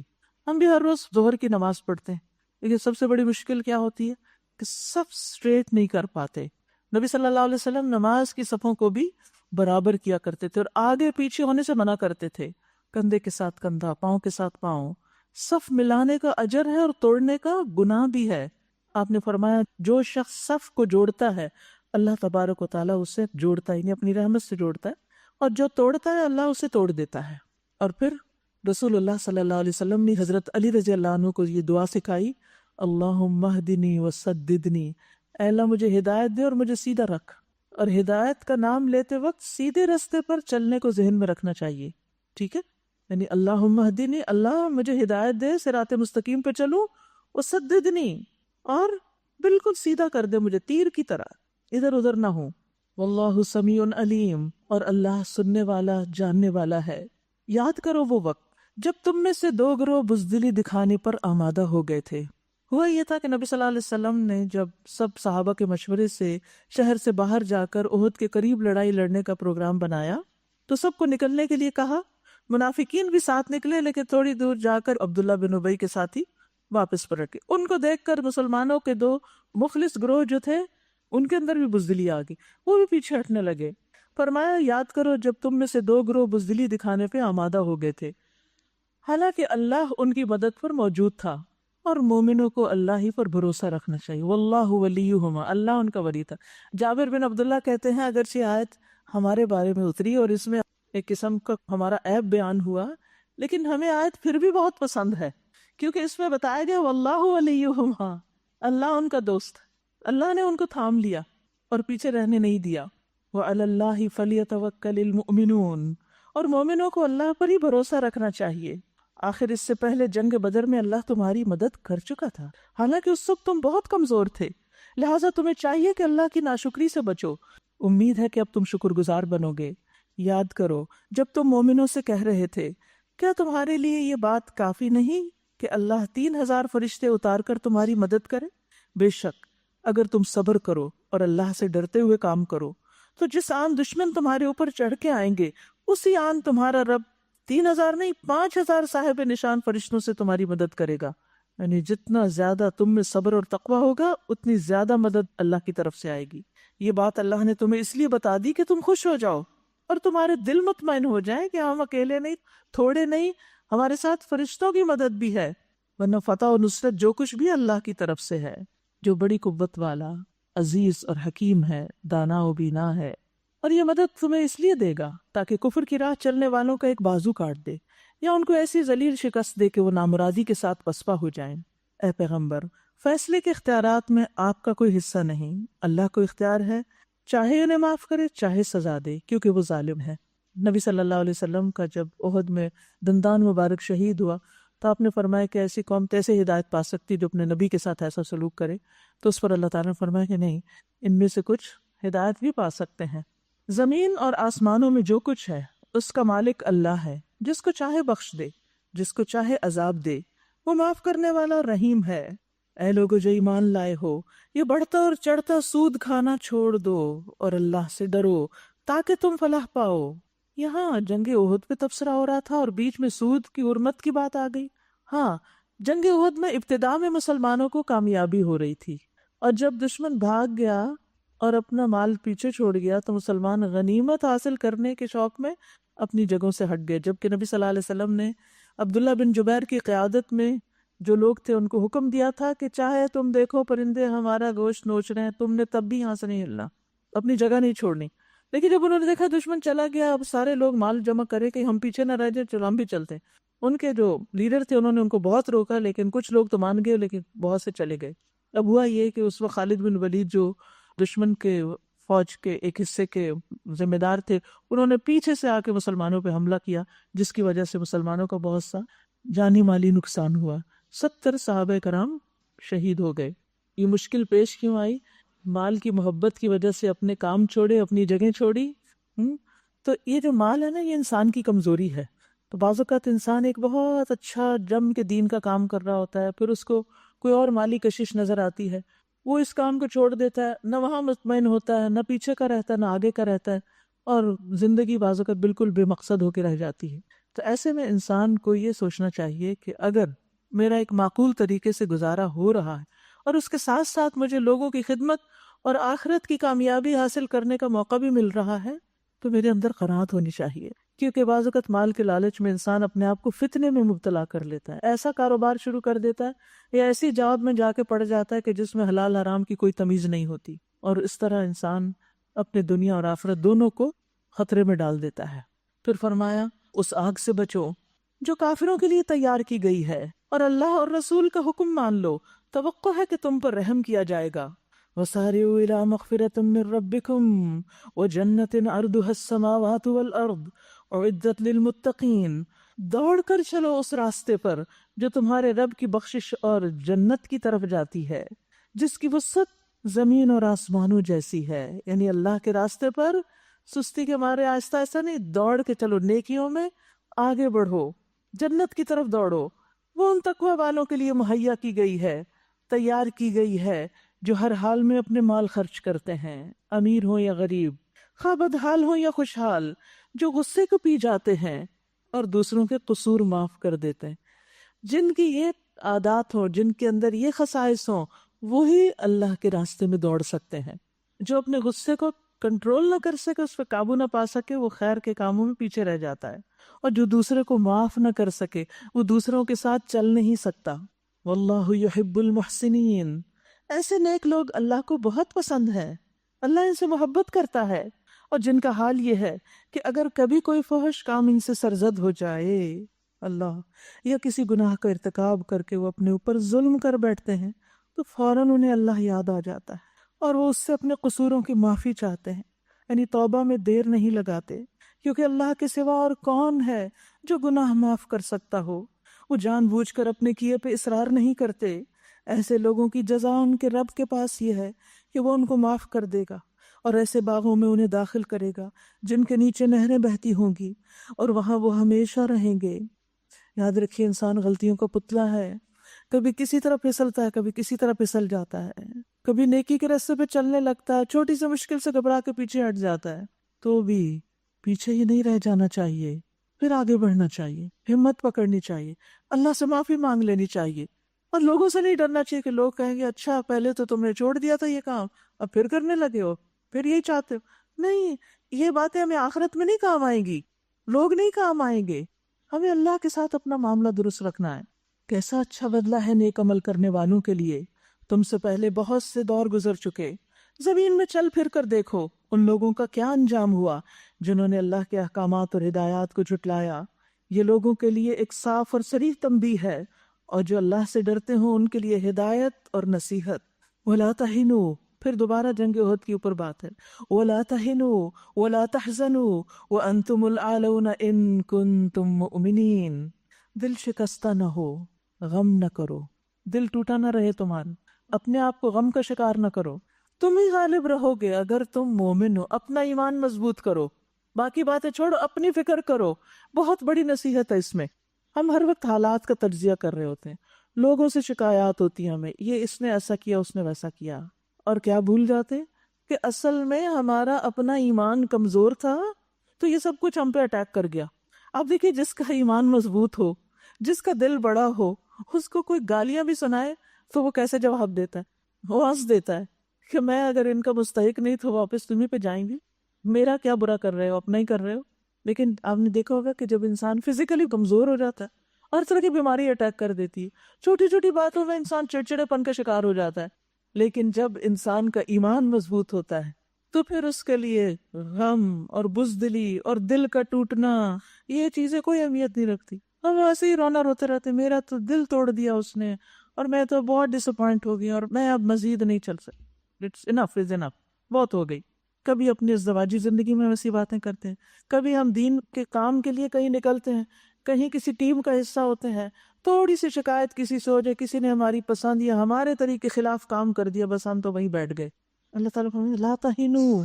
اب یہ جنگ احد کے بعد سب کا morale ڈاؤن ہوا تھا نا، کہ ہماری غلطی کی وجہ سے یہ سب کچھ ہو گیا، اور پھر ہر گھر میں ایک شہید ہو گیا، اور مدینہ کی فضا بدل گئی. آپ سوچئے 3 ہجری کا واقعہ، یہ تھوڑے سے لوگ آئے تھے اور تھوڑے سے اندر مسلمان ہیں. ابھی تو مسلمانوں کی قوت کمزور ہے اور اتنے سارے لوگ چلے گئے. آپ سوچئے کسی جماعت میں سے 70 لوگ چلے جائیں دنیا سے ہی، کتنا بڑا غم ہوگا. اللہ تعالیٰ تسلی دیتے ہیں، دل چھوٹا نہ کرو، دل شکستہ نہ ہو، غم نہ کرو، تم غالب رہو گے. تھوڑے ہونے کے باوجود بھی تم غالب ہوگے، تمہارا ہاتھ اوپر ہوگا، تم کامیاب ہوگے. شرط یہ ہے ان کنتم مومنین، اپنا ایمان سٹرونگ کرو، اپنے پہ کام کرو. ان یمسسکم قرح فقد مس القوم قرح مثلہ. اگر تمہیں چوٹ لگی ہے تو اس سے پہلے ایسی ہی چوٹ تمہارے مخالف فریق کو بھی لگ چکی ہے. ان کے تو جنگ بدر میں 70 مارے گئے تھے اور 70 قید بھی ہوئے تھے. یہ تو زمانے کے نشیب و فراز ہیں جنہیں ہم لوگوں کے درمیان گردش دیتے رہتے ہیں. جنگ بدر کی عظیم فتح کے بعد اس ناکامی سے دوچار کیوں کیا گیا؟ اللہ نے کیوں نہیں مدد کی تمہاری؟ کیا وجہ تھی؟ کہ اللہ دیکھنا چاہتا تھا کہ تم میں سچے مومن کون ہے، مشکل وقت میں ساتھ کون دیتا ہے، سچا مومن. اور ان لوگوں کو چھانٹ لینا چاہتا تھا جو واقعی راستی کے گواہ ہوں، کیونکہ ظالم لوگ اللہ کو پسند نہیں. اور وہ اس آزمائش کے ذریعے سے مومنوں کو الگ چھانٹ کر کافروں کی سرکوبی کر دینا چاہتا تھا. کیا تم نے یہ سمجھ رکھا ہے کہ یوں ہی جنت میں چلے جاؤ گے؟ حالانکہ اللہ نے ابھی دیکھا ہی نہیں کہ تم میں کون ہیں وہ لوگ جو اس کی راہ میں جانیں لڑانے والے ہیں اور اس کی خاطر صبر کرنے والے ہیں. یعنی جنت کمانا آسان نہیں. جنت کا راستہ ناپسندیدہ چیزوں سے گھرا ہوا ہے، مکارے سے. قدم قدم پر انسان کو ایسے حالات پیش آئیں گے کہ اس کو تکلیفوں سے گزرنا پڑے گا. لیکن اگر انسان پھر بھی جم کے خیر کے کام میں آگے بڑھتا رہے تو بالآخر اللہ کی رضا کو انشاءاللہ پہنچے گا. تم تو موت کی تمنائیں کر رہے تھے، یعنی تم میں سے بہت سے لوگوں کو تو شہادت کا بڑا شوق تھا، جسے اکثر ہم بھی کہتے ہیں نا کہ اللہ شہادت کی موت دینا. کچھ کہتے ہیں اللہ مدینہ میں موت دینا، وہ مدینہ جانے سے بھی ڈرنے لگتے ہیں. مگر یہ اس وقت کی بات تھی جب موت سامنے نہ آئی تھی. لو اب وہ تمہارے سامنے آ گئی اور تم نے اسے آنکھوں دیکھ لیا. وما محمد الا رسول. ہوا یہ کہ جنگ احد میں یہ افواہ مشہور ہو گئی کہ نبی صلی اللہ علیہ وسلم کی بھی شہادت ہو گئی. تو صحابہ کے دل ٹوٹ گئے. انہوں نے کہا اب تو لڑنے کا کچھ فائدہ نہیں، جب آپ ہی نہیں ہے تو پھر ہم کیا کریں؟ تو اللہ سبحانہ وتعالیٰ نے فرمایا محمد صلی اللہ علیہ وسلم اس کے سوا کچھ نہیں کہ بس ایک رسول ہیں، ان سے پہلے اور رسول بھی گزر چکے. پھر کیا اگر وہ مر جائیں یا قتل کر دیے جائیں تو تم لوگ الٹے پاؤں پھر جاؤ گے؟ تم دین کو چھوڑ دو گے؟ کیا تم صرف رسول کی خاطر یہ سب کچھ کر رہے تھے؟ تمہیں یہ سب کچھ اللہ کی خاطر کرنا ہے. اور عام حالات میں بھی ایسا ہوتا ہے کہ بعض اوقات انسان کسی شخص سے بڑا مانوس ہوتا ہے، پھر وہ شخص وہاں سے چلا جاتا ہے، پھر ہمارے بھی طریقے بدل جاتے ہیں، پھر ہم بھی اپنے کام کو چھوڑ دیتے ہیں. اب کیا کرنا؟ بعض لوگ اپنے بچوں یا شوہر یا اور عزیزوں پیاروں کی وجہ سے بہت اچھے اچھے کام کر رہے تھے، جب ان میں سے کوئی فوت ہو جاتا ہے سب کچھ چھوڑ کے بیٹھ جاتے ہیں. اب کیا کرنا؟ اب کس کے لیے جینا؟ بھئی تم انسانوں کے لیے جی رہے تھے، تمہیں اللہ کے لیے جینا ہے. اللہ ہمیشہ سے اور ہمیشہ رہے گا. جو کچھ تم کر رہے تھے اگر اللہ کے لیے تھا تو وہ تو اب بھی ہے. تو کام کیوں چھوڑ دیا تم نے؟ غم کو اپنے اوپر اتنا مسلط نہ کرو کہ اپنی آخرت خراب کر لو دوسروں کی خاطر. جو نیک کام کر رہے ہو حالات کیسے بھی ہو کرتے چلے جاؤ. یاد رکھو جو الٹا پھرے گا وہ اللہ کا کچھ نقصان نہ کر سکے گا. البتہ جو اللہ کے شکر گزار بندے ہوں گے، شاکرین بن کر رہیں گے، انہیں وہ اس کی جزا دے گا. تو شکر گزار کون ہے؟ جو اللہ کی نعمتوں کو ہر حال میں اللہ کے راستے میں استعمال کرتا رہے اور اللہ کے راستے پہ چلتا رہے. کوئی ذی روح اللہ کے اذن کے بغیر مر نہیں سکتا. کوئی انسان کسی کو موت نہیں دے سکتا. موت کا تو وقت لکھا ہوا ہے. وہ کب لکھا گیا تھا؟ جب ابھی تم دنیا میں بھی نہیں آئے تھے. جب تم ماں کے پیٹ میں تھے فرشتے نے آ کے لکھ دیا تھا یہ مرے گا کس دن. پھر بہانہ بنتا ہے، کسی کے لیے کوئی بیماری اور کسی کے لیے کوئی اور وجہ. لیکن یاد رکھیے کوئی انسان کسی کو نہیں مار سکتا. جو شخص ثواب دنیا کے ارادے سے کام کرے گا یعنی دین کا کام کرے لیکن دنیا کے فائدوں کے لیے، اس کو ہم دنیا میں ہی دے دیں گے، اور جو ثواب آخرت کے ارادے سے کام کرے گا وہ آخرت کا ثواب پائے گا، اور آخرت کے لیے جو کام کرتا ہے وہ ہر حال میں کام کرتا ہے، چاہے اس کو دنیا کا فائدہ ہو رہا ہے یا نقصان، وہ پھر بھی چلتا رہتا ہے، کوئی آئے یا جائے وہ اپنے کام میں لگا رہتا ہے، اور شکر کرنے والوں کو ہم ان کی جزا ضرور عطا کریں گے۔ اس سے پہلے کتنے ہی نبی ایسے گزر چکے ہیں جن کے ساتھ مل کر بہت سے ربیون نے، اللہ والوں نے جنگ کی، اللہ کی راہ میں جو مصیبتیں ان پر پڑیں وہ ان سے دل شکستہ نہیں ہوئے، ان کے دل نہیں ٹوٹے کہ اوہ اتنا مشکل ہو گیا، اور نہ انہوں نے کمزوری دکھائی، اور نہ وہ باطل کے آگے سرنگوں ہوئے۔ واللہ یحب الصابرین، ایسے ہی صبر کرنے والوں سے اللہ محبت رکھتا ہے جو ہر حال میں جمے رہیں، استقامت اختیار کریں۔ ان کی دعا کیا تھی؟ وما كان قولهم الا ان قالوا ربنا اغفر لنا ذنوبنا واسرافنا في امرنا وثبت اقدامنا وانصرنا على القوم الكافرين۔ آج کی یہ دعا ہے، پڑھیے اس کو دوبارہ، ربنا اغفر لنا ذنوبنا واسرافنا في امرنا وثبت اقدامنا وانصرنا على القوم الكافرين۔ کیا مطلب ہے اس کا؟ اے ہمارے رب، ہماری غلطیوں اور کوتاہیوں سے درگزر فرما، ہمارے کام میں تیرے حدود سے جو کچھ تجاوز ہو گیا اسے معاف کر دے، یعنی اگر کہیں بھی ہم حد سے بڑھ گئے، ہم نے غلطیاں کی، تو ہمیں معاف کر دے، ہمارے قدم جما دے، اور کافروں کے مقابلے میں ہماری مدد کر۔ سبحان اللہ، مدد حاصل کرنے سے پہلے بخشش کا سوال کیا، ربنا اغفر لنا ذنوبنا واسرافنا فی امرنا وثبت اقدامنا، ہمارے قدم جما، اس سے پہلے کیا کیا کہا؟ ہمارے گناہ معاف کر دے، ہماری زیادتیوں سے درگزر فرما، کیونکہ انہیں پتا تھا کہ گناہ کرنا اور حد سے بڑھنا، یہ دونوں چیزیں اللہ کی مدد کے راستے میں رکاوٹ بن جاتی ہیں۔ اللہ کی مدد کیوں رک جاتی ہے؟ جب یہ دو کام ہونے لگتے ہیں، گناہ اور معاملات میں حد سے بڑھنا، اعتدال چھوڑ دینا، اور جب انسان ان دو چیزوں سے نکل آتا ہے اور رب سے معافی مانگ لیتا ہے تو اللہ کی مدد آتی ہے۔ اور پھر یہ لوگ اپنی کثرت تعداد کو نہیں دیکھتے تھے اور نہ ہی تعداد پہ بھروسہ کرتے تھے، بلکہ اپنی ثابت قدمی کو اللہ کی طرف منسوب کرتے تھے کہ یہ سب کچھ اللہ کی طرف سے ہے۔ یاد رکھیے، اگر ہم چاہتے ہیں کہ اللہ ہم پر رحمت کرے تو ہمیں استغفار کرنا چاہیے۔ قرآن مجید میں آتا ہے لولا تستغفرون اللہ لعلکم ترحمون، تم اللہ سے بخشش کیوں نہیں طلب کرتے تاکہ تم پر رحم کیا جائے؟ تم چاہتے ہو اللہ کی رحمت آئے تم پر، استغفار کرو۔ تو استغفار کی کثرت کرنی چاہیے، اور استغفار کے فائدوں میں سے یہ ہے کہ اللہ سبحانہ وتعالی انسان کی روزی میں بھی اضافہ کرتا ہے، قوت میں بھی اضافہ کرتا ہے، دنیا کی رحمتیں اور آخرت کی جنت، ان سب کے لیے انسان کو اپنے گناہوں سے معافی کی ضرورت رہتی ہے۔ اور کبھی نہ سوچے کہ میرے تو گناہ ہی بہت زیادہ ہیں، کیسے معافی ہوگی۔ اگر کسی کے گناہ آسمان کے کناروں تک پہنچ جائیں پھر وہ توبہ کرے، اللہ اس کو بھی بخش دیتا ہے، اور اللہ کو کوئی پرواہ نہیں۔ اگر کسی شخص کے گناہ زمین کو بھر دیں اور پھر وہ پلٹ آئے اور اس حال میں اللہ سے ملے کہ اس نے شرک نہ کیا ہو، اللہ اس کے یہ سارے گناہ معاف کر سکتا ہے۔ تو اس لیے اللہ کی بخشش سے کبھی نا امید نہ ہو۔ ربنا اغفر لنا ذنوبنا واسرافنا فی امرنا وثبت اقدامنا وانصرنا علی القوم الکافرین۔ تو پھر کیا ہوا؟ آخر اللہ نے ان کو دنیا کا ثواب بھی دیا اور اس سے بہتر ثواب آخرت بھی عطا کیا۔ اللہ کو ایسے ہی نیک عمل لوگ پسند ہیں۔ اے لوگو جو ایمان لائے ہو، اگر تم ان لوگوں کے اشاروں پر چلو گے جنہوں نے کفر کی راہ اختیار کی تو وہ تم کو الٹا پھیر لے جائیں گے اور تم نامراد ہو جاؤ گے۔ ان کی باتیں غلط ہیں۔ حقیقت یہ ہے کہ اللہ تمہارا حامی و مددگار ہے اور وہ بہترین مدد کرنے والا ہے۔ ان قریب وہ وقت آنے والا ہے جب ہم منکرین حق کے دلوں میں روب بٹھا دیں گے، اس لیے کہ انہوں نے اللہ کے ساتھ انہیں شریک کر لیا جن کے شریک ہونے پر اللہ نے کوئی سند نازل نہیں کی۔ ان کا آخری ٹھکانہ جہنم ہے اور بہت ہی بری ہے وہ قیام گاہ جو ان ظالموں کو نصیب ہوگی۔ اللہ نے تائید و نصرت کا جو وعدہ تم سے کیا وہ اس نے پورا کر دیا۔ ابتدا میں اس کے حکم سے تم ہی ان کو قتل کر رہے تھے، یعنی جنگ احد کے شروع میں، مگر جب تم نے کمزوری دکھائی اور اپنے کام میں باہم اختلاف کیا، وہ جس سے پیچھے منع کیا گیا، وَاعْتَصِمُوا بِحَبْلِ اللَّهِ جَمِيعًا وَلَا تَفَرَّقُوا، اور جو ہی کہ وہ چیز اللہ نے تمہیں دکھائی جس کی محبت میں تم گرفتار تھے، یعنی مال غنیمت، تو تم اپنے امیر کے حکم کی خلاف ورزی کر بیٹھے، اس لیے کہ تم میں سے کچھ لوگ دنیا کے طالب تھے۔ اللہ اکبر، نبی صلی اللہ علیہ وسلم کے ساتھ مل کر لڑنے والوں کے بارے میں بھی اللہ سبحانہ وتعالیٰ بتا رہے ہیں کہ تمہاری ویکنس کیا تھی، تمہارے دل کے کونے میں وہ چھپی ہوئی تھی دنیا کی محبت۔ یہ ساری آزمائشیں تزکیہ کے لیے آتی ہیں کہ ایسی چیزیں انسان کے اندر سے نکل جائیں اور وہ اللہ کے لیے خالص ہو کر کام کرے، اور کچھ آخرت کی خواہش رکھتے تھے۔ اچھا آپ دیکھیے کہ اللہ سبحانہ وتعالیٰ کچھ ایسے تھے، کچھ ایسے تھے، کسی کا نام نہیں لیا، سب کو پردہ رکھا۔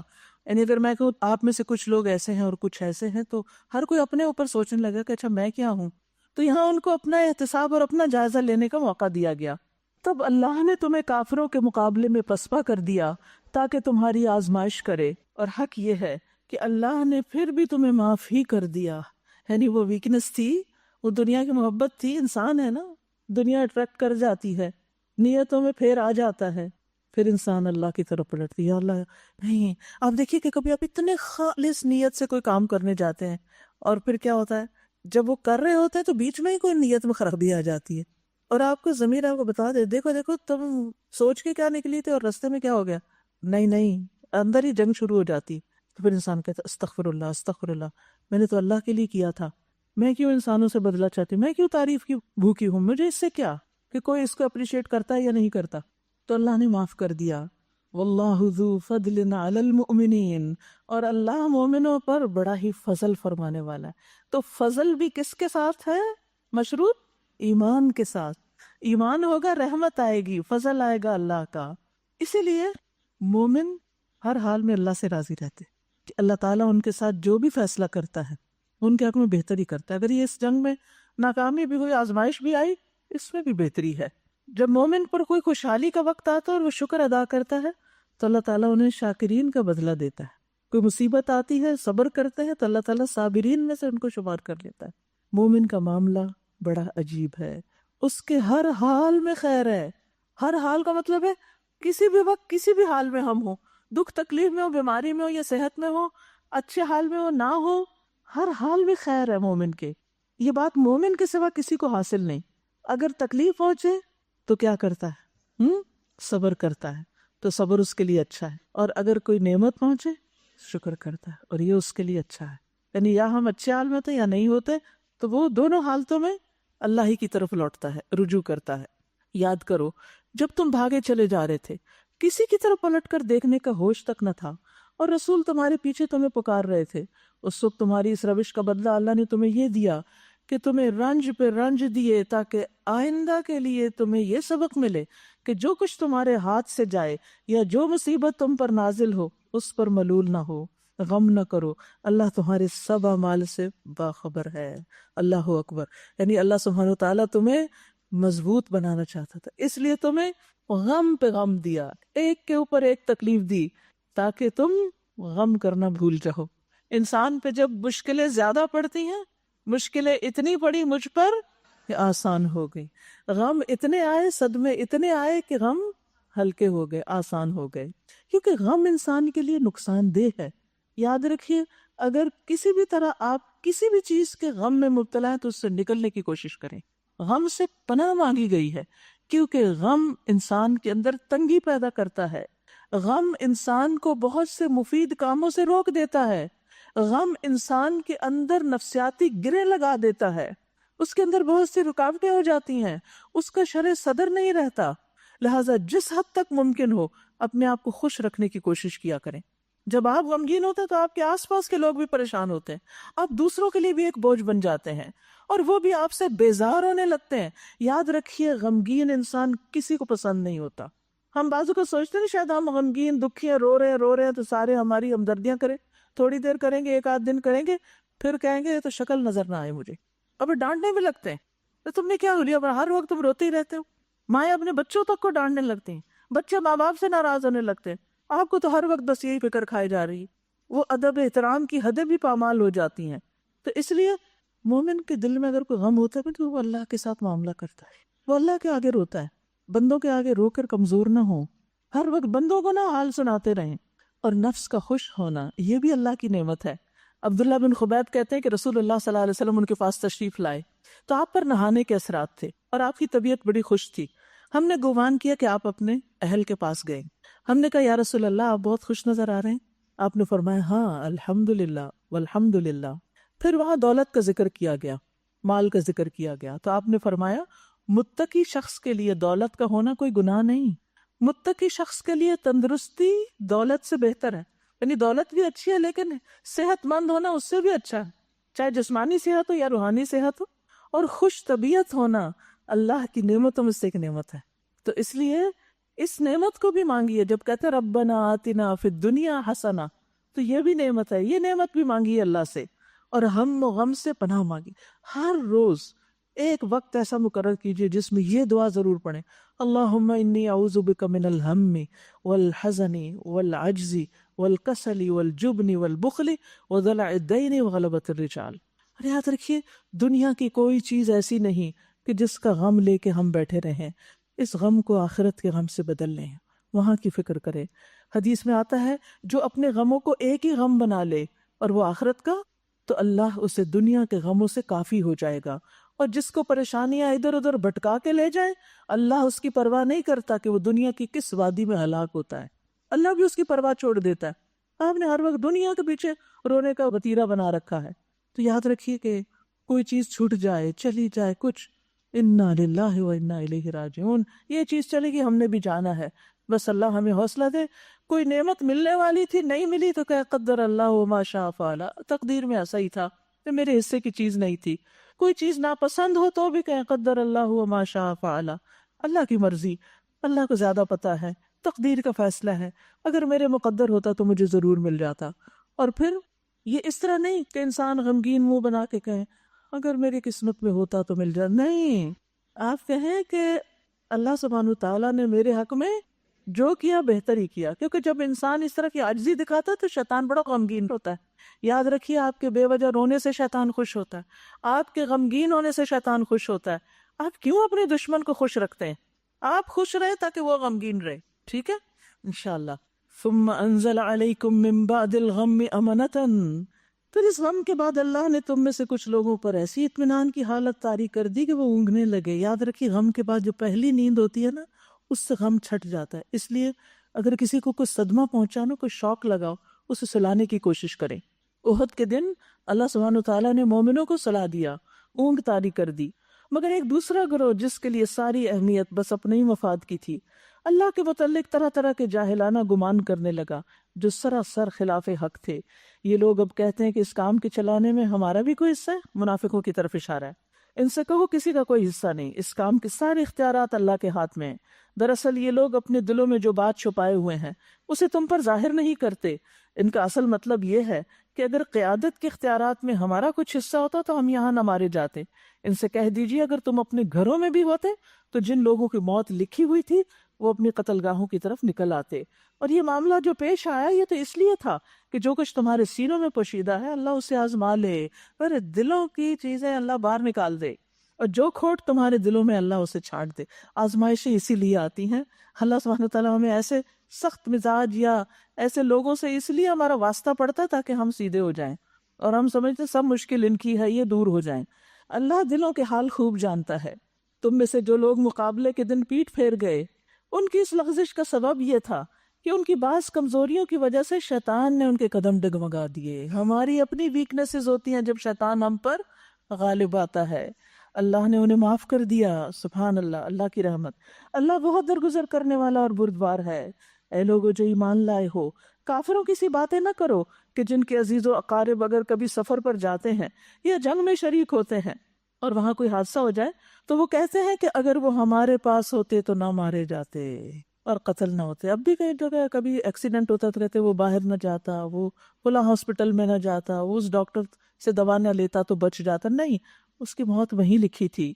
अल्लाह इस किस्म की बातों के इनके दिलों में हसरत और अंदोह का सबब बना देता। रिग्रेट्स, ये ना होता, वो ना होता, भाई होना ही था, हो गया बस, अब आगे चलो। वरना असल मारने और जिलाने वाला, जिंदगी और मौत देने वाला तो अल्लाह ही है और तुम्हारी तमाम हरकत पर वही निगरान है। अगर तुम अल्लाह की राह में मारे जाओ या मर जाओ तो अल्लाह की जो रहमत और बख्शिश तुम्हारे हिस्से में आएगी वो उन सारी चीजों से बेहतर है जिन्हें ये लोग जमा करते हैं। खा तुम मरो या मारे जाओ, बहरहाल तुम सबको सिमट कर अल्लाह की तरफ जाना है। चाहे कोई तबई मौत बिस्तर पे मरे या कहीं बाहर एक्सीडेंट में मरे, जाना सब ने अल्लाह ही की तरफ है। वापसी का रास्ता सबका एक ही है। اے پیغمبر یہ اللہ کی بڑی رحمت ہے کہ آپ ان لوگوں کے لیے بڑے نرم مزاج ہیں۔ اچھے لیڈر کی سب سے بہترین کوالٹی نرمی، ورنہ اگر تم تندخو اور سنگ دل ہوتے یہ سب تمہارے آس پاس سے چھٹ جاتے۔ ان کے قصور معاف کر دو، یہ جنگ احد میں جو غلطی ہو گئی نا ان سے، انہیں معاف کر دو، ان کے حق میں دعائیں مغفرت کرو۔ یہاں آپ کو بھی تو غصہ آئے گا نا، میں نے انہیں منع کیا تھا کہ یہاں سے ہلنا نہیں، اور یہ سب وہاں سے چلے آئے اور انہوں نے ہمیں اس مشکل میں ڈال دیا۔ آپ صلی اللہ علیہ وسلم نے اتنی بڑی غلطی کو معاف کر دیا۔ اور دین کے کام میں ان کو بھی شریک مشورہ رکھو۔ اچھے لیڈر کی کوالٹی اپنی ٹیم کو مشورے میں شریک رکھتا ہے۔ پھر جب تمہارا عزم کسی رائے پر مستحکم ہو جائے تو اللہ پہ بھروسہ کرو۔ اللہ کو وہ لوگ پسند ہیں جو اسی کے بھروسے پر کام کرتے ہیں۔ یہ جو نرمی ہے یہ اللہ کی بہت بڑی نعمت ہے جس انسان کو ملے طبعی طور پر۔ کچھ ہوتا ہے نا فطری طور پر نرم مزاج، سافٹ ہوتا، کچھ لوگوں کو اس کے لیے بڑی ایفرٹ لگانی پڑتی ہے، لیکن انسان کوشش کرتا رہے تو اللہ تعالیٰ عطا کر دیتا ہے۔ نبی صلی اللہ علیہ وسلم کی خاص خوبی یہ تھی کہ اللہ نے ان کو نرمی عطا کی تھی، اور نرمی گھرانوں کو فائدہ دیتی ہے۔ آپ فرماتے ہیں جس گھرانے کو نرمی عطا کی گئی تو وہ ان کے لیے فائدے کا باعث ہے، اور جن سے نرمی روک دی گئی وہ ان کے لیے نقصان کا باعث ہے۔ اسی طرح جب کوئی ٹیم ہوتی ہے، لوگ مل کے دین کا کام کرتے ہیں، جب آپس میں وہ ایک دوسرے کے لیے نرم مزاج ہوتے ہیں اور اچھی بنتی ہے ان کی، تو کام بہت جلدی آگے بڑھتا ہے۔ اور سختی اور اختلافات اور بدتمیزی اور بد اخلاقی اور دوسرے کی بات نہ سننا اور دوسرے کو ذلیل کرنا، اس سے برکتیں اٹھ جاتی ہیں۔ رسول اللہ صلی اللہ علیہ وسلم نے فرمایا نرمی جس چیز میں ہوتی ہے اس کو زینت بخشتی ہے، اور نرمی جس چیز سے نکال دی جاتی ہے اسے بدصورت بنا دیتی ہے۔ اگر ہم میں نرمی نہ ہو تو ہم جتنا مرضی میک اپ کیے ہوئے جیولری پہنے ہوئے کوئی حسن نہیں، اور اگر کسی کے پاس کچھ بھی نہ ہو، بالکل ایک غریب فقیر انسان ہو لیکن وہ ہنستا مسکراتا ہو، ادب احترام سے بات کرتا ہو، تو وہ دل میں زیادہ جگہ بنا لیتا ہے۔ تو اس لیے اللہ سے دعا کرنا چاہیے کہ اللہ ہم سب کو نرمی عطا کرے۔ اللہ تمہاری مدد پر ہو تو کوئی طاقت تم پر غالب آنے والی نہیں، اور وہ تمہیں چھوڑ دے تو اس کے بعد کون ہے جو تمہاری مدد کر سکتا ہو؟ بس جو سچے مومن ہیں انہیں اللہ ہی پر بھروسہ رکھنا چاہیے۔ کسی نبی کا یہ کام نہیں ہو سکتا کہ وہ خیانت کر جائے، اور جو کوئی خیانت کرے گا اپنی خیانت سمیت قیامت کے روز حاضر ہو جائے گا، پھر ہر شخص کو اس کی کمائی کا پورا پورا بدلہ مل جائے گا، اور کسی پر کچھ ظلم نہ ہوگا۔ بھلا یہ کیسے ہو سکتا ہے کہ جو شخص ہمیشہ اللہ کی رضا پہ چلنے والا ہو وہ اس شخص کے سے کام کرے جو اللہ کے غضب میں گھر گیا ہو، اور جس کا آخری ٹھکانہ جہنم ہو جو بدترین ٹھکانہ ہے۔ اللہ کے نزدیک دونوں قسم کے آدمیوں میں بدرجہ فرق ہے، اور اللہ سب کے اعمال پر نظر رکھتا ہے۔ در حقیقت اہل ایمان پر تو اللہ نے بہت بڑا احسان کیا کہ ان کے درمیان خود انہی میں سے ایک ایسا پیغمبر اٹھایا جو اس کی آیات انہیں سناتا ہے، ان کی زندگیوں کو سنوارتا ہے، ان کو کتاب اور حکمت کی تعلیم دیتا ہے، حالانکہ اس سے پہلے یہی لوگ سری گمراہیوں میں پڑے ہوئے تھے۔ اور تمہارا یہ کیا حال ہے کہ جب تم پر مصیبت آ پڑی تو تم کہنے لگے یہ کہاں سے آئی، حالانکہ جنگ بدر میں اس سے دگنی مصیبت تمہارے ہاتھوں دوسروں پہ پڑ چکی۔ اے نبی ان سے کہیے یہ مصیبت تمہاری اپنی لائی ہوئی ہے، یہ مصیبت تمہاری اپنی لائی ہوئی ہے، اللہ ہر چیز پر قادر ہے۔ جب بھی کوئی مصیبت آئے نا تو اپنی غلطیوں کو ہمیں سوچنا چاہیے، بیک ٹریک کرے، کیا کیا تھا میں نے، کون سا قصور، کون سا گناہ کیا تھا، اللہ تو مجھے دکھا دے، اور اس سے توبہ کر لے۔ اللہ ہر چیز پر قادر ہے، یعنی وہ تو تمہیں کامیاب کرا ہی سکتا تھا، لیکن تمہاری غلطیوں کی وجہ سے تمہیں ناکامی ہوئی۔ جو نقصان لڑائی کے دن تمہیں پہنچا وہ اللہ کے اذن سے تھا، اور اس لیے تھا کہ اللہ دیکھ لے کہ تم میں سے کون مومن ہے اور کون منافق۔ وہ منافق کہ جب ان سے کہا گیا آؤ اللہ کی راہ میں جنگ کرو یا کم از کم اپنے شہر کا دفاع کرو، تو کہنے لگے اگر ہمیں علم ہوتا کہ آج جنگ ہوگی تو ہم ضرور تمہارے ساتھ چلتے۔ یہ بات جب وہ کہہ رہے تھے اس وقت وہ ایمان کی بنسبت کفر سے زیادہ قریب تھے۔ وہ اپنی زبانوں سے وہ باتیں کہتے ہیں جو ان کے دلوں میں نہیں ہوتی، اور جو کچھ وہ دلوں میں چھپاتے ہیں اللہ اسے خوب جانتا ہے۔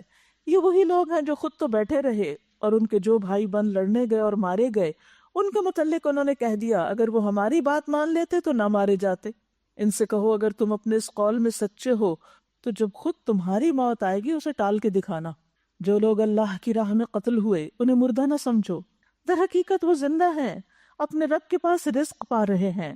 جو کچھ اللہ نے اپنے فضل سے انہیں دیا اس پر خوش و خرم ہیں، مطمئن ہیں کہ جو اہل ایمان ان کے پیچھے دنیا میں رہ گئے ہیں اور ابھی وہاں نہیں پہنچے ان کے لیے بھی کسی خوف اور رنج کا موقع نہیں۔ وہ اللہ کے انعام اور اس کے فضل پر شاداں و فرحاں ہیں۔ ان کو معلوم ہو چکا ہے کہ اللہ مومنوں کے اجر ضائع نہیں کرتا، اللہ قربانیوں کو قبول کرتا ہے۔ اور شہیدوں کی جو زندگی ہے، اور خصوصاً جنگ احد میں جو شہید ہوئے تھے، ان کو اللہ سبحانہ وتعالیٰ نے جو اعزاز و اکرام دیا تھا، تو ان سے جب پوچھا کہ تم کیا چاہتے ہو، تو انہوں نے کہا کہ ہم واپس جانا چاہتے ہیں، پھر اسی طرح شہید ہو کے آنا چاہتے ہیں۔ کہا یہ تو ممکن نہیں کہ ایسا ہو سکے، کچھ اور تو کہا ہمارے پیچھے والوں کو بتا دیجئے، ہم جس حال میں، ہم بہت اچھے حال میں، ان کو کیوں بتا دیجیے تاکہ وہ اس راستے کو نہ چھوڑیں۔ کیونکہ جب ہم دنیا میں رہتے ہیں نا اور آخرت کو بھول جاتے ہیں اور آخرت کے انعامات کو بھول جاتے ہیں تو ہمارے ارادوں میں کمزوری آنے لگتی ہے۔ تو ایسی خوشخبریاں انسان کو حق کے راستے پر قربانیوں سے ڈراتی نہیں۔ جن لوگوں نے زخم کھانے کے بعد بھی اللہ اور رسول کی پکار پہ لبیک کہا، یاد رکھیے جنگ احد کے بعد ہوا یہ کہ جب مشرکین کچھ دور گئے تو انہیں خیال آیا کہ ہم کیوں یہاں سے نکل آئے، ایسے ہی سب کچھ ختم کیے بغیر، بڑا اچھا موقع تھا مسلمانوں کو ختم کر دیتے، چلو واپس چلتے ہیں۔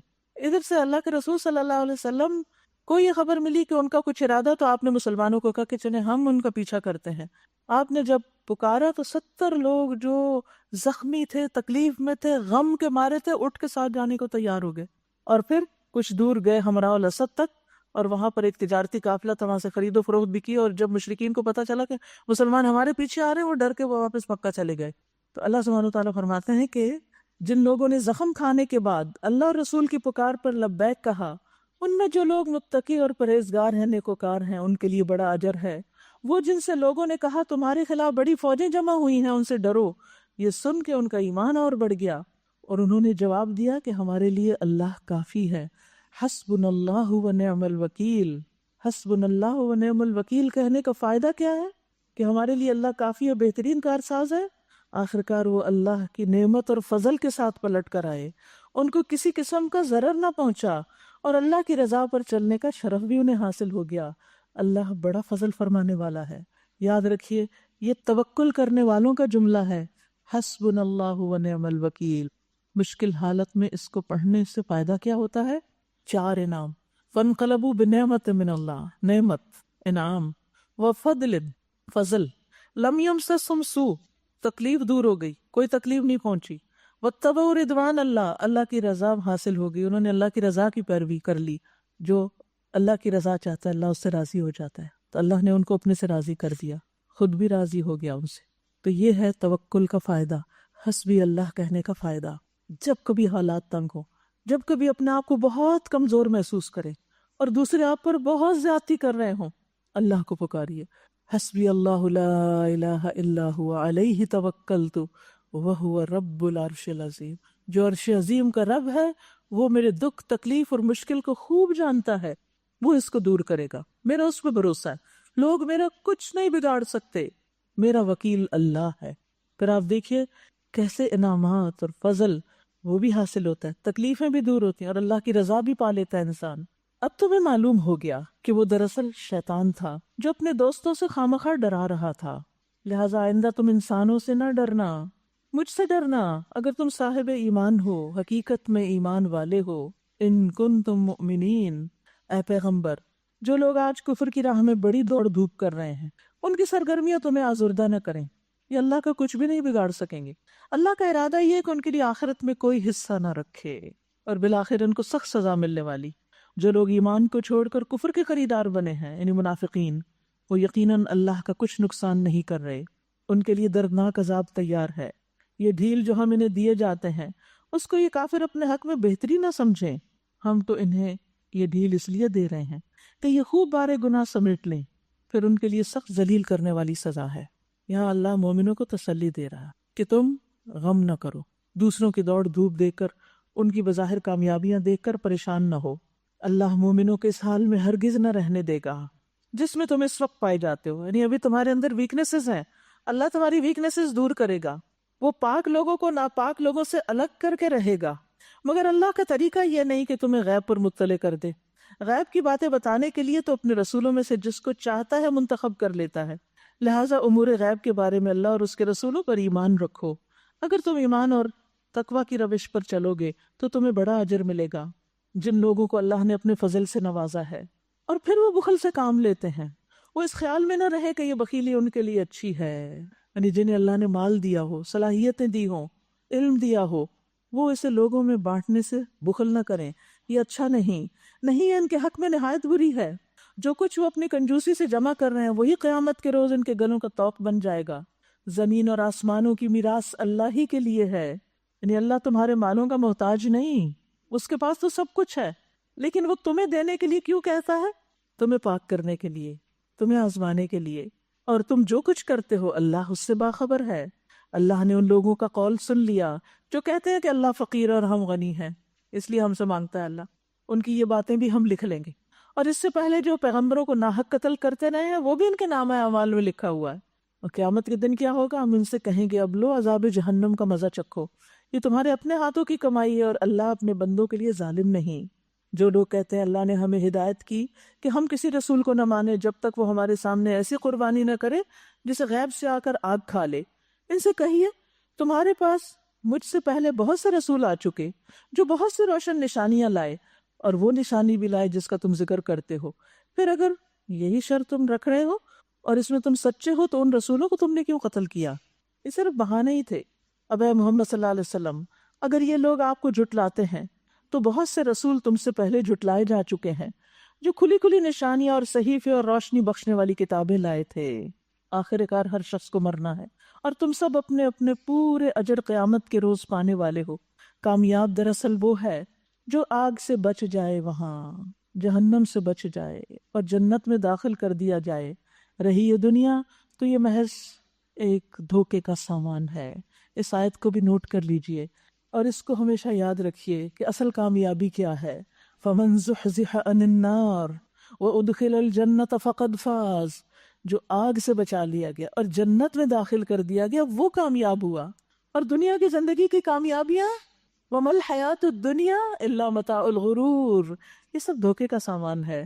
آج کامیابی ہے کل ناکامی ہے، آج کچھ ملا ہے کل کچھ چلا گیا، آج اچھا دن ہے کل نہیں ہے، یہ سب چیزیں اوپر نیچے تو صرف امتحان ہے، اصل کامیابی تو اس کی ہے جو آگ سے بچا لیا گیا۔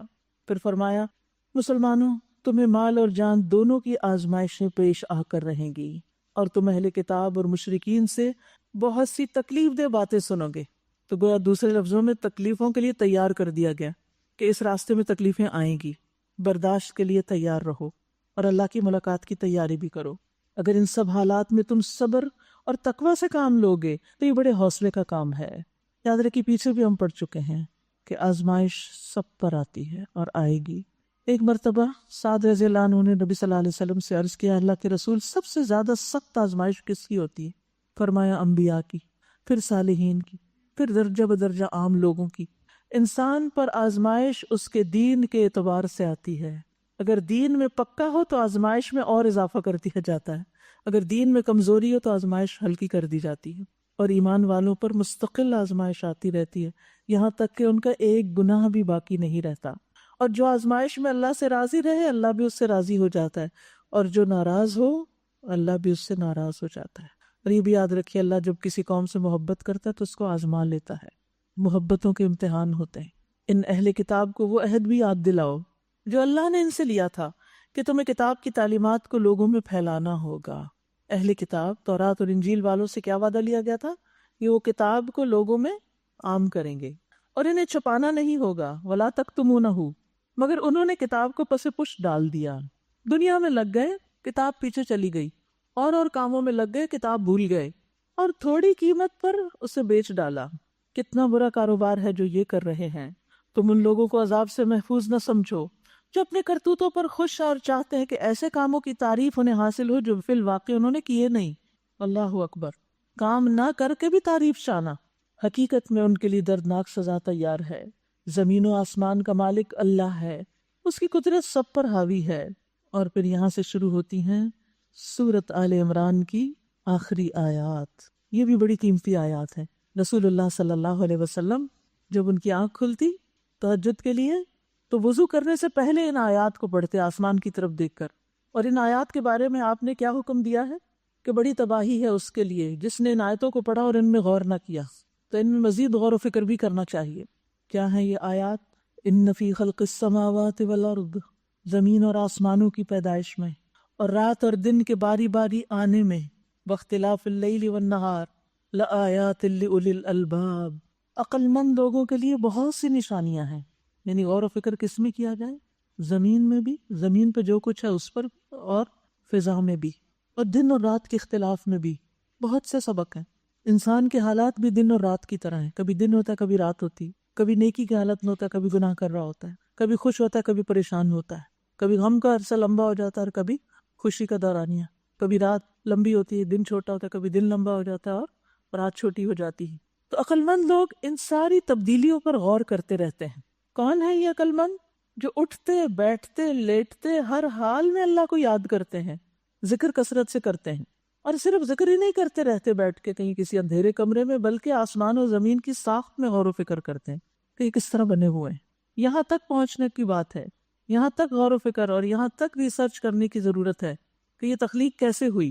اور پھر وہ بے اختیار پکار اٹھتے ہیں، اے ہمارے رب، یہ سب کچھ تو نے فضول اور بے مقصد نہیں بنایا، تو پاک ہے اس سے کہ ابس کام کرے.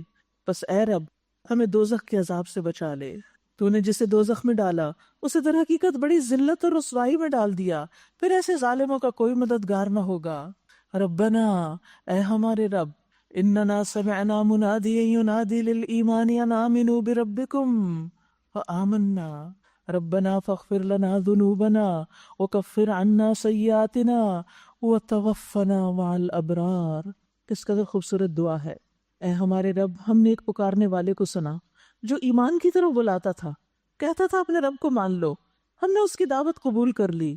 بس اے ہمارے رب، جو قصور ہم سے ہوئے ہیں ان سے درگزر فرما، جو برائیاں ہم میں ہیں انہیں دور کر دے، اور ہمارا خاتمہ نیک لوگوں کے ساتھ کر. آمین. یہاں دیکھیے ان ساری دعاؤں میں مسلسل ربنا ربنا ہے. ابو درداء کہتے ہیں اللہ مومنوں پر رحم فرمائے، وہ مسلسل یہی کہتے ہیں ربنا ربنا، یہاں تک کہ ان کی دعائیں قبول کر لی جاتی ہیں. تو رب کا نام لینے سے دعا قبول ہوتی ہے. ابو ہریرہ کہتے ہیں میں نے نبی صلی اللہ علیہ وسلم کو فرماتے ہوئے سنا، ایک بندے نے گناہ کیے اور کہا ربی اذنبت فاغفر لی، اے میرے رب میں نے گناہ کر لیا مجھے بخش دے. اس کے رب نے فرمایا کیا میرا بندہ جانتا ہے کہ اس کا کوئی رب ہے جو گناہ معاف کرتا ہے اور گناہوں پہ پکڑتا بھی ہے؟ میں نے اپنے بندے کو بخش دیا. تو جب ہم کہتے ہیں یا رب، اے میرے رب، ربنا ربی، تو ایسے پکارنا رب کو بہت پسند ہے. ہم دراصل کیا کہہ رہے ہوتے ہیں؟ تو میرا خالق ہے، تو میرا مالک ہے، تو مجھے رزق دیتا ہے، تو ہی میرے لیے سب کچھ، اور میں خطا کار ہوں، اور تو معاف بھی کر سکتا ہے، واسع المغفرہ ہے، سارے اختیارات تیرے ہیں، تو مجھے معاف کر دے. تو اللہ تعالیٰ ایسے بندے کو معاف فرما دیتا ہے. پھر بندہ رکا رہا جتنا اللہ نے چاہا، پھر اس نے گناہ کیا اور عرض کیا میرے رب میں نے دوبارہ گناہ کر لیا، اسے بھی بخش دے. اللہ تعالیٰ فرماتی کیا میرا بندہ جانتا ہے اس کا کوئی رب ہے جو گناہ معاف کرتا ہے اور اس پہ پکڑتا بھی ہے؟ میں نے اپنے بندے کو بخش دیا. پھر وہ بندہ رکا رہتا ہے، پھر گناہ کر بیٹھتا ہے، پھر وہ یہی کہتا ہے، پھر اللہ تعالیٰ اس کو بخشتا ہے. یعنی جتنی بار بھی بندہ گناہ کر بیٹھتا ہے اور شرمندہ ہوتا ہے اور رب کی طرف پلٹتا ہے، رب اسے معاف کر دیتا ہے. اس لیے کبھی بھی رب سے مایوس نہیں ہونا چاہیے، معافی مانگتے ہی رہنا چاہیے. اور پھر خاص طور پر یہاں نیک لوگوں کے ساتھ بہت کرنا، کیونکہ انسان جن سے محبت کرتا ہے انہی کے ساتھ ہوگا. یاد رکھیے کہ انسان جس کی کمپنی میں ہوتا ہے، جن لوگوں کے ساتھ اٹھتا بیٹھتا ہے، جن کے ساتھ زندگی گزارتا ہے، پھر موت بھی انہی کے بیچ میں آتی ہے. پھر وہی مرتے وقت اس کے پاس ہوتے ہیں، وہ کلمہ پڑھ رہے ہو تو وہ بھی پڑھنے لگتا ہے، پھر وہ اس کا سنت کے مطابق کفن دفن بھی کرتے ہیں، پھر جنازہ پڑھ کے دفناتے ہیں، بعد میں بھی دعائیں کرتے ہیں، پھر نیک لوگوں کے ساتھ دفن کرتے ہیں اچھے قبرستان میں. پہلے اسلاف تو یہ دعا کرتے تھے یا اللہ میری قبر فلاں کے ساتھ ہو، فلاں کے ساتھ ہو، یعنی جب تک قبر میں ہو وہاں بھی اچھا ساتھ ہو. تو یہ وہی دعائیں ایسی کر سکتا ہے نا جو دنیا میں نیک لوگوں کا ساتھ چاہتا ہے، نیک لوگوں سے محبت کرتا ہے. پھر موت بھی اس کا دل ہوتا ہے کہ انہی کے بیچ میں آئے اور پھر اٹھایا بھی انہی کے بیچ میں جائے، اور قیامت کے دن بھی انہی کے ساتھ ہو، پھر جنتوں میں بھی انہی کے ساتھ ہو. تو ہم سب کو اپنی محبتوں کو پرکھنا چاہیے. اے ہمارے رب، جو وعدے تو نے اپنے رسولوں کے ذریعے کیے ان کو ہمارے ساتھ پورا کر، اور قیامت کے دن ہمیں رسوائی میں نہ ڈال، بے شک تو اپنے وعدے کے خلاف کرنے والا نہیں ہے. جواب میں ان کے رب نے فرمایا میں تم میں سے کسی کا عمل ضائع کرنے والا نہیں ہوں، خواہ مرد ہو یا عورت، تم سب ایک دوسرے کے ہم جنس ہو. لہٰذا جن لوگوں نے میری خاطر اپنے وطن چھوڑے، جو میری راہ میں اپنے گھروں سے نکالے گئے اور ستائے گئے اور میرے لیے لڑے اور مارے گئے، ان کے سب قصور میں معاف کر دوں گا، اور انہیں ایسے باغوں میں داخل کروں گا جن کے نیچے نہریں بہتی ہوں گی. یہ ان کی جزا ہے اللہ کے ہاں، اور بہترین جزا اللہ ہی کے پاس ہے۔ اے نبی، دنیا کے ملکوں میں اللہ کے نافرمان لوگوں کی چلت پھرت تمہیں کسی دھوکے میں نہ ڈالے، کیونکہ دنیا کی حقیقت کیا ہے؟ یہ محض چند روزہ زندگی کا تھوڑا سا لطف ہے۔ حدیث میں آتا ہے ابن آدم کا کھانا دنیا کے لیے مثال بنا دیا گیا، اگرچہ وہ کتنا ہی ذائقے دار اور مزیدار کیوں نہ بنا لے، یہ دیکھو اس کا انجام کیا ہوتا ہے۔ یہی دنیا کتنی بھی خوشگوار کیوں نہ ہو، اس کا انجام یہی ہے، آخر میں کچھ نہیں۔ کامیاب وہ ہے جو آخرت کے لیے کوشش کرتا ہے۔ فرمایا یہ چند روزہ زندگی کا تھوڑا سا لطف، کھانا کتنی دیر زبان پہ رہتا ہے اور کتنی دیر ہضم ہونے میں مشکل کرتا ہے، اور پھر اس ویسٹ کو نکلنے میں انسان ایک ناگوار صورتحال سے گزرتا ہے۔ پھر یہ سب جہنم میں جائیں گے جو بدترین جائے قرار ہے۔ برعکس اس کے جو لوگ اپنے رب سے ڈرتے ہوئے زندگی بسر کرتے ہیں، ان کے لیے ایسے باغ ہیں جن کے نیچے نہریں بہتی ہیں، ان باغوں میں ہمیشہ رہیں گے۔ اللہ کی طرف سے یہ سامان ضیافت ہے، مہمانی ہے ان کے لیے، اور جو کچھ اللہ کے پاس ہے نیک لوگوں کے لیے وہی سب سے بہتر ہے۔ اہل کتاب میں بھی کچھ ایسے لوگ ہیں جو اللہ کو مانتے ہیں، اس کتاب پر ایمان لاتے ہیں جو تمہاری طرف بھیجی گئی، اور اس کتاب پر بھی ایمان رکھتے ہیں جو اس سے پہلے خود ان کی طرف بھیجی گئی تھی۔ اللہ کے آگے جھکے ہوئے ہیں اور اللہ کی آیات کو تھوڑی سی قیمت پر بیچ نہیں دیتے۔ ان کا اجر ان کے رب کے پاس ہے، اور اللہ حساب چکانے میں دیر نہیں لگاتا۔ یا ایھا الذین آمنوا اصبروا وصابروا ورابطوا واتقوا اللہ لعلکم تفلحون۔ اے لوگو جو ایمان لائے ہو، صبر سے کام لو، باطل پرستوں کے مقابلے میں پامردی دکھاؤ، حق کی خدمت کے لیے کمر بستہ رہو، اللہ کا تقوی اختیار کرو، امید ہے کہ فلاح پاؤ گے۔ سورۃ النساء، بسم اللہ الرحمن الرحیم۔ شروع کرتی ہوں اللہ کے نام سے جو بے انتہا مہربان نہایت رحم فرمانے والا ہے۔ اے لوگو اپنے رب سے ڈرو، تقوی اختیار کرو، جس نے تمہیں ایک جان سے پیدا کیا، آدم علیہ السلام سے، اور اسی جان سے اس کا جوڑا بنایا، حوا کو پیدا کر کے، اور ان دونوں سے بہت سے مرد اور عورتیں دنیا میں پھیلا دیا۔ آج دیکھیے آبادی کا سیلاب، سب آدم کی اولاد۔ اس اللہ سے ڈرو جس کا واسطہ دے کر تم ایک دوسرے سے اپنے حق مانگتے ہو، اور رشتہ و قرابت کے تعلقات بگاڑنے سے پرہیز کرو۔ یقین جانو اللہ تم پہ نگرانی کر رہا ہے۔ تو لازم کیا ہے؟ خوشگوار زندگی گزارنے کے لیے اللہ کا تقوی۔ اللہ کا تقوی ہر نیک کام کی بنیاد ہے۔ پھر فرمایا یتیموں کے مال ان کو واپس دو۔ اصل میں جنگ احد کے بعد بہت سے بچے یتیم ہو گئے تھے، تو ان کے بارے میں پھر احکامات اس صورت میں آتے ہیں۔ یتیموں کے مال ان کو واپس دو، اچھے مال کو برے مال سے نہ بدل لو، اور ان کے مال اپنے مال کے ساتھ ملا کر کھا نہ جاؤ، یہ بہت بڑا گناہ ہے۔ یعنی یتیم کا حق نہ مارو، کیونکہ جو یتیم کا حق مارتا ہے وہ اپنے پیٹ میں آگ بھرتا ہے۔ اور اگر تم یتیموں کے ساتھ بے انصافی کرنے سے ڈرتے ہو تو جو عورتیں تمہیں پسند آئیں ان میں سے 2 3 4 سے نکاح کر لو، کیونکہ دور جاہلیت میں کوئی قید نہیں تھی، 10 بیویاں بھی رکھتے تھے لوگ، اس سے بھی زیادہ، تو اسلام نے آ کے اس کو 4 تک لمٹ کیا۔ لیکن اگر تمہیں اندیشہ ہو کہ عدل نہیں کر سکتے تو پھر ایک ہی بیوی کرو، یا پھر ان عورتوں کو زوجیت میں لاؤ جو تمہارے قبضے میں آئی ہیں۔ بے انصافی سے بچنے کے لیے یہی قرین ثواب ہے، یہی درست راستہ ہے۔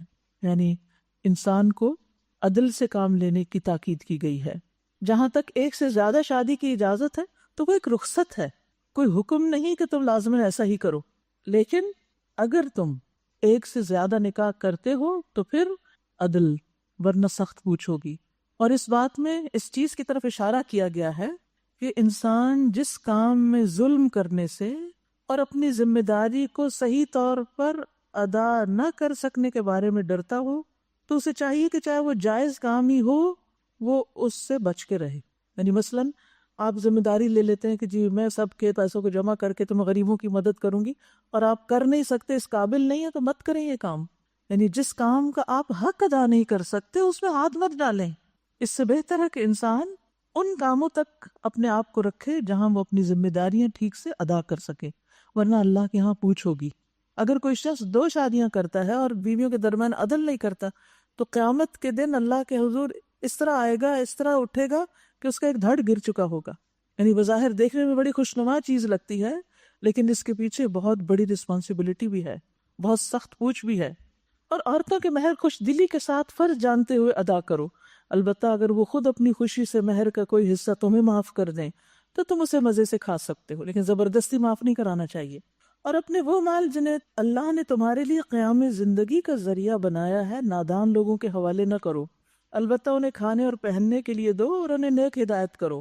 مال جو ہے وہ انسان کے دین کو بچانے کا ذریعہ ہے، یعنی مال کوئی بری چیز نہیں ہے اگر حلال طریقے سے کمایا جائے اور اچھی جگہ پر لگایا جائے۔ اس بارے میں بعض اسلاف کہتے تھے تجارت کرو اور کچھ کماؤ، تم ایسے زمانے میں ہو جب انسان محتاج ہو تو سب سے پہلے اپنے دین کو ہی کھا جاتا ہے۔ نیک آدمی کے لیے مال اچھی چیز ہے کیونکہ وہ اسے صحیح جگہ استعمال کرتا ہے تو لوگوں کا بھی فائدہ ہوتا ہے، خود اس کا اپنا فائدہ بھی، اور وہ مال اس کے لیے صدقہ جاریہ بن جاتا ہے۔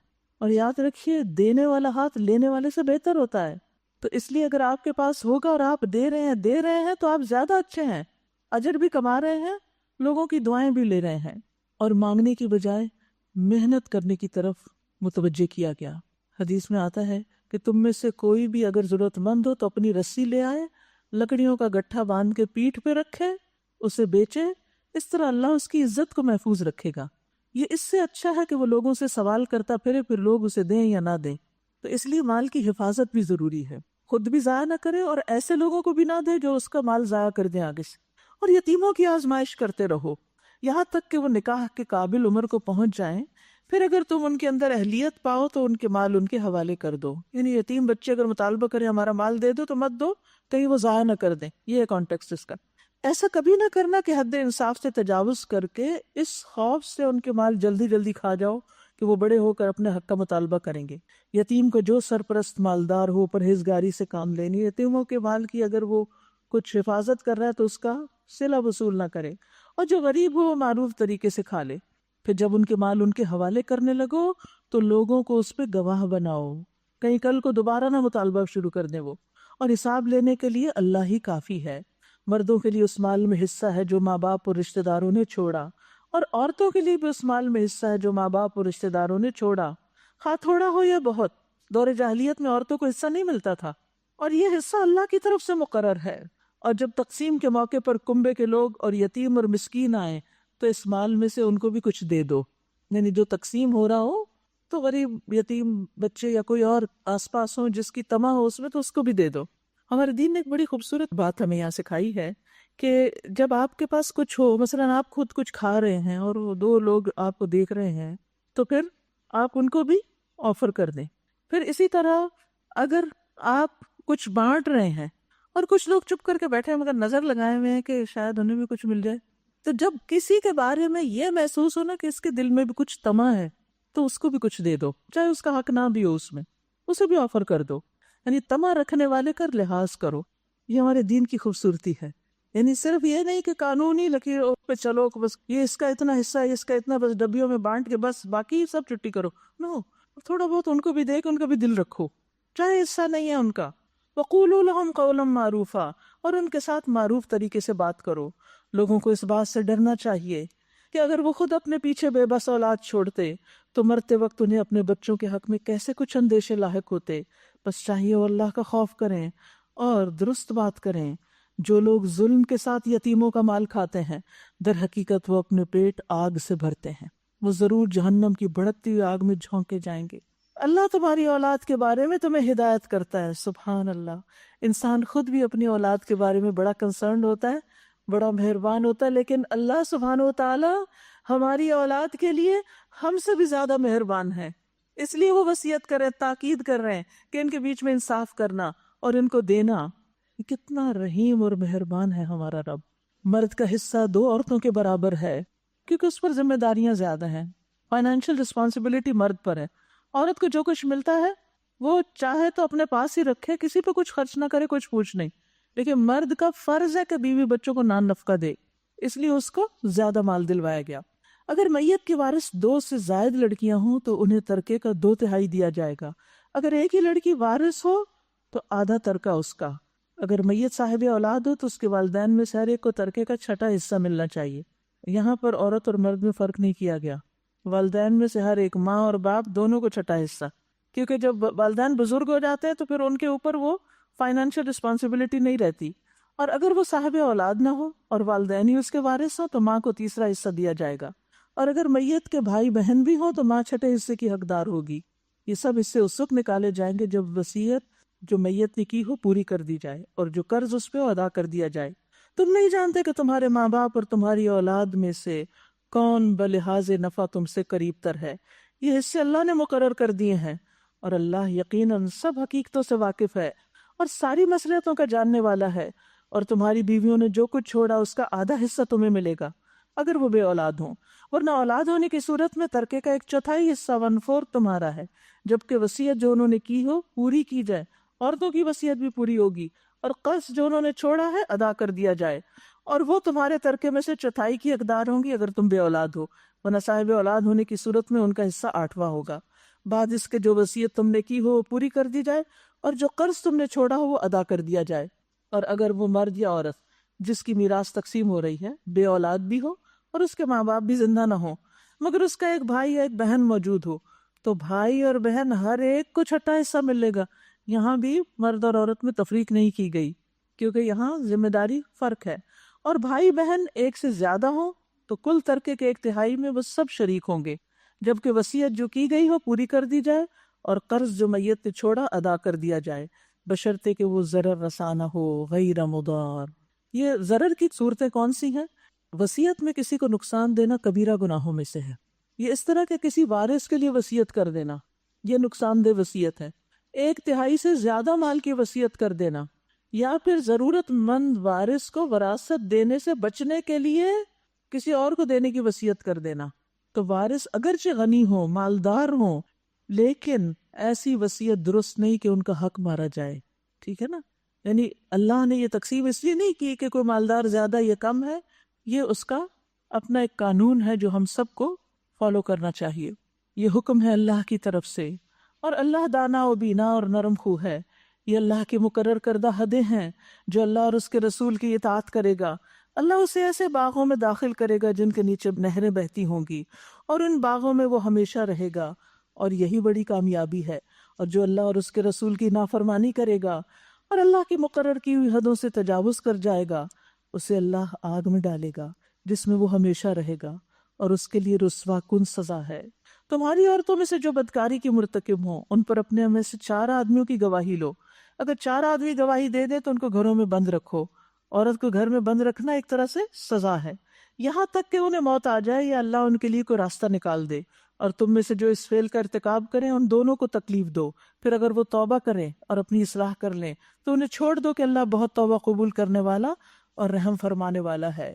ہاں یہ جان لو کہ اللہ پر توبہ کی قبولیت کا حق انہی لوگوں کے لیے ہے جو نادانی کی وجہ سے کوئی برا فعل کر گزرتے ہیں اور اس کے بعد جلد ہی توبہ کر لیتے ہیں۔ ایسے لوگوں پر اللہ اپنی نظر عنایت سے پھر متوجہ ہو جاتا ہے، اور اللہ ساری باتوں کی خبر رکھنے والا اور حکیم و دانا ہے۔ مگر توبہ ان لوگوں کے لیے نہیں ہے جو برے کام کیے چلے جاتے ہیں، یہاں تک کہ جب ان میں سے کسی کی موت کا وقت آ جاتا ہے اس وقت وہ کہتا ہے اب میں نے توبہ کی، تو موت کے وقت توبہ قبول نہیں ہوتی۔ اور اسی طرح توبہ ان کے لیے بھی نہیں جو مرتے دم تک کافر ہی رہیں۔ ایسے لوگوں کے لیے تو ہم نے دردناک سزا تیار کر رکھی ہے۔ اے لوگو جو ایمان لائے ہو، تمہارے لیے یہ حلال نہیں کہ زبردستی عورتوں کے وارث بن بیٹھو، اور نہ یہ حلال ہے کہ انہیں تنگ کر کے اس مہر کا کچھ حصہ اڑا لینے کی کوشش کرو جو تم انہیں دے چکے ہو۔ ہاں اگر وہ کسی سری بد چلنی کی مرتکب ہو تو پھر اور بات ہے، ان کے ساتھ بھلے طریقے سے زندگی بسر کرو۔ وعاشروہن بالمعروف، یہ اصل میں حکم تو شوہروں کے لیے ہے، لیکن جو بھی عورتوں کا ذمہ دار ہو ان سب کے لیے حکم ہے کہ بیٹیاں ہوں بہنیں ہوں ان سے بھلے طریقے سے پیش آؤ۔ اور شوہر کے لیے کیا حکم ہے کہ مہر اور خرچہ پورا دو، بلا وجہ اس سے موڈ آف کر کے مت رہو، بات بات پہ ناراض نہ ہو، باتوں میں اپنائیت اور پیار ہو، سختی اور تند خوئی نہ ہو، اور اپنی بیوی کے علاوہ کسی اور عورت کی طرف دھیان نہ ہو۔ یہ بھی عاشروہن بالمعروف میں ہے۔ فَإِن كَرِهْتُمُوهُنَّ، پھر اگر تم انہیں ناپسند کرتے ہو، فَعَسَىٰ أَن تَكْرَهُوا شَيْئًا، تو ہو سکتا ہے ایک چیز تم ناپسند کرو، وَيَجْعَلَ اللَّهُ فِيهِ خَيْرًا كَثِيرًا، اور اللہ اسی میں بہت سی خیر رکھ دے۔ یعنی یہ بندے کا اپنے نفس پر جبر ہوگا، صبر ہوگا کہ وہ اس عورت کا نان نفقہ اٹھائے جسے وہ پسند ہی نہیں کرتا۔ یہاں بھی اچھے اخلاق کو اپنانے کی ضرورت ہے۔ ہو سکتا ہے کبھی یہ ناپسندیدگی ختم بھی ہو جائے، محبت لوٹ آئے، کیونکہ ان تعلقات میں بھی اونچ نیچ ہوتی رہتی ہے، کبھی بڑے اچھے دن ہوتے ہیں اور کبھی موڈ آف رہتا ہے، اور یہ بھی ہو سکتا ہے کہ اللہ تمہیں اس سے اچھی نیک اولاد دے۔ اس لیے چھوٹی چھوٹی باتوں پر بیویوں سے ناراض مت ہو۔ اگر تم ایک بیوی کی جگہ دوسری بیوی لے آنے کا ارادہ ہی کر لو، کہ نہیں اس سے گزارا، اب دوسری شادی کرنی ہے، تو خواہ تم نے اسے ڈھیر سا مال ہی کیوں نہ دیا ہو، یعنی پہلی بیوی کو، تو اس میں سے کچھ بھی واپس نہ لینا. کیا تم اسے بہتان لگا کر اور سری ظلم کر کے واپس لوگے؟ آخر تم مجھ سے کس طرح لوگے جبکہ تم ایک دوسرے سے لطف اندوز ہو چکے ہو اور وہ تم سے پختہ عہد لے چکی ہوں. جی، حق کے مہر واپس لینے کے لیے بہتان لگانا بہت بڑا جرم ہے، اور جن عورتوں سے تمہارے باپ نکاح کر چکے ہوں ان سے نکاح ہرگز نہ کرو، مگر جو پہلے ہو چکا سو ہو چکا. در حقیقت یہ ایک بے حیائی کا فعل ہے، ناپسندیدہ ہے اور برا چلن ہے. یعنی باپ کی بیوی چاہے متعلقہ و بیوہ، اس سے شادی نہیں ہو سکتی. حرمت علیکم امہاتکم وبناتکم واخواتکم واماتکم وخالاتکم، تم پہ حرام کی گئی تمہاری مائیں، بیٹیاں، بہنیں، پھپھیاں، خالائیں، بھتیجیاں، بھانجیاں، اور تمہاری وہ مائیں جنہوں نے تمہیں دودھ پلایا ہو، یعنی ان سے شادی نہیں ہو سکتی، اور تمہاری دودھ شریک بہنیں، تمہاری بیویوں کی مائیں، ساس، تمہاری بیویوں کی لڑکیاں پچھلے شوہر سے جنہوں نے تمہاری گودوں میں پرورش پائی، ان بیویوں کی لڑکیاں جن سے تمہارا ازدواجی تعلق ہو چکا ہو، ورنہ اگر صرف خالی نکاح ہی ہوا ہو اور طلاق ہو جائے تو اس کی بیٹی سے شادی ہو سکتی ہے، اور اگر ازدواجی تعلق نہیں ہوا تو انہیں چھوڑ کے ان کی لڑکیوں سے نکاح کر لینے میں تم پر کوئی مواخذہ نہیں. وحلائل ابنائکم، اور تمہارے بیٹوں کی بیویاں، بہویں جو تمہاری صلب سے ہوں، حقیقی بیٹے. اور یہ بھی تم پہ حرام کیا گیا ہے کہ ایک نکاح میں دو بہنوں کو جمع کرو، یعنی ایک مرد اکٹھے ایک وقت میں دو بہنوں سے شادی نہیں کر سکتا، مگر جو پہلے ہو گیا یعنی دور جاہلیت میں سو ہو چکا. اللہ بخشنے والا اور رحم کرنے والا ہے. کیوں؟ اس لیے کہ اس میں قطع رحمی ہوتی ہے، اور قطع رحمی کی حرمت ہے، کیونکہ یہ سوکن کا رشتہ جو ہے یہ تکلیف دہ رشتہ ہے نا، تو اس میں انسان پھر دوسرے کا حق ادا نہیں کر سکتا، اس لیے اس سے بچنا ضروری ہے. ان اللہ کان غفور الرحیم، بے شک اللہ تعالیٰ غفور الرحیم ہے، پچھلے قصور معاف کر دے گا اگر تم آئندہ کے لیے اپنی اصلاح کر لو. وآخر دعوانا ان الحمد للہ رب العالمین. سبحانک اللہم وبحمدک اشہد ان لا الہ الا انت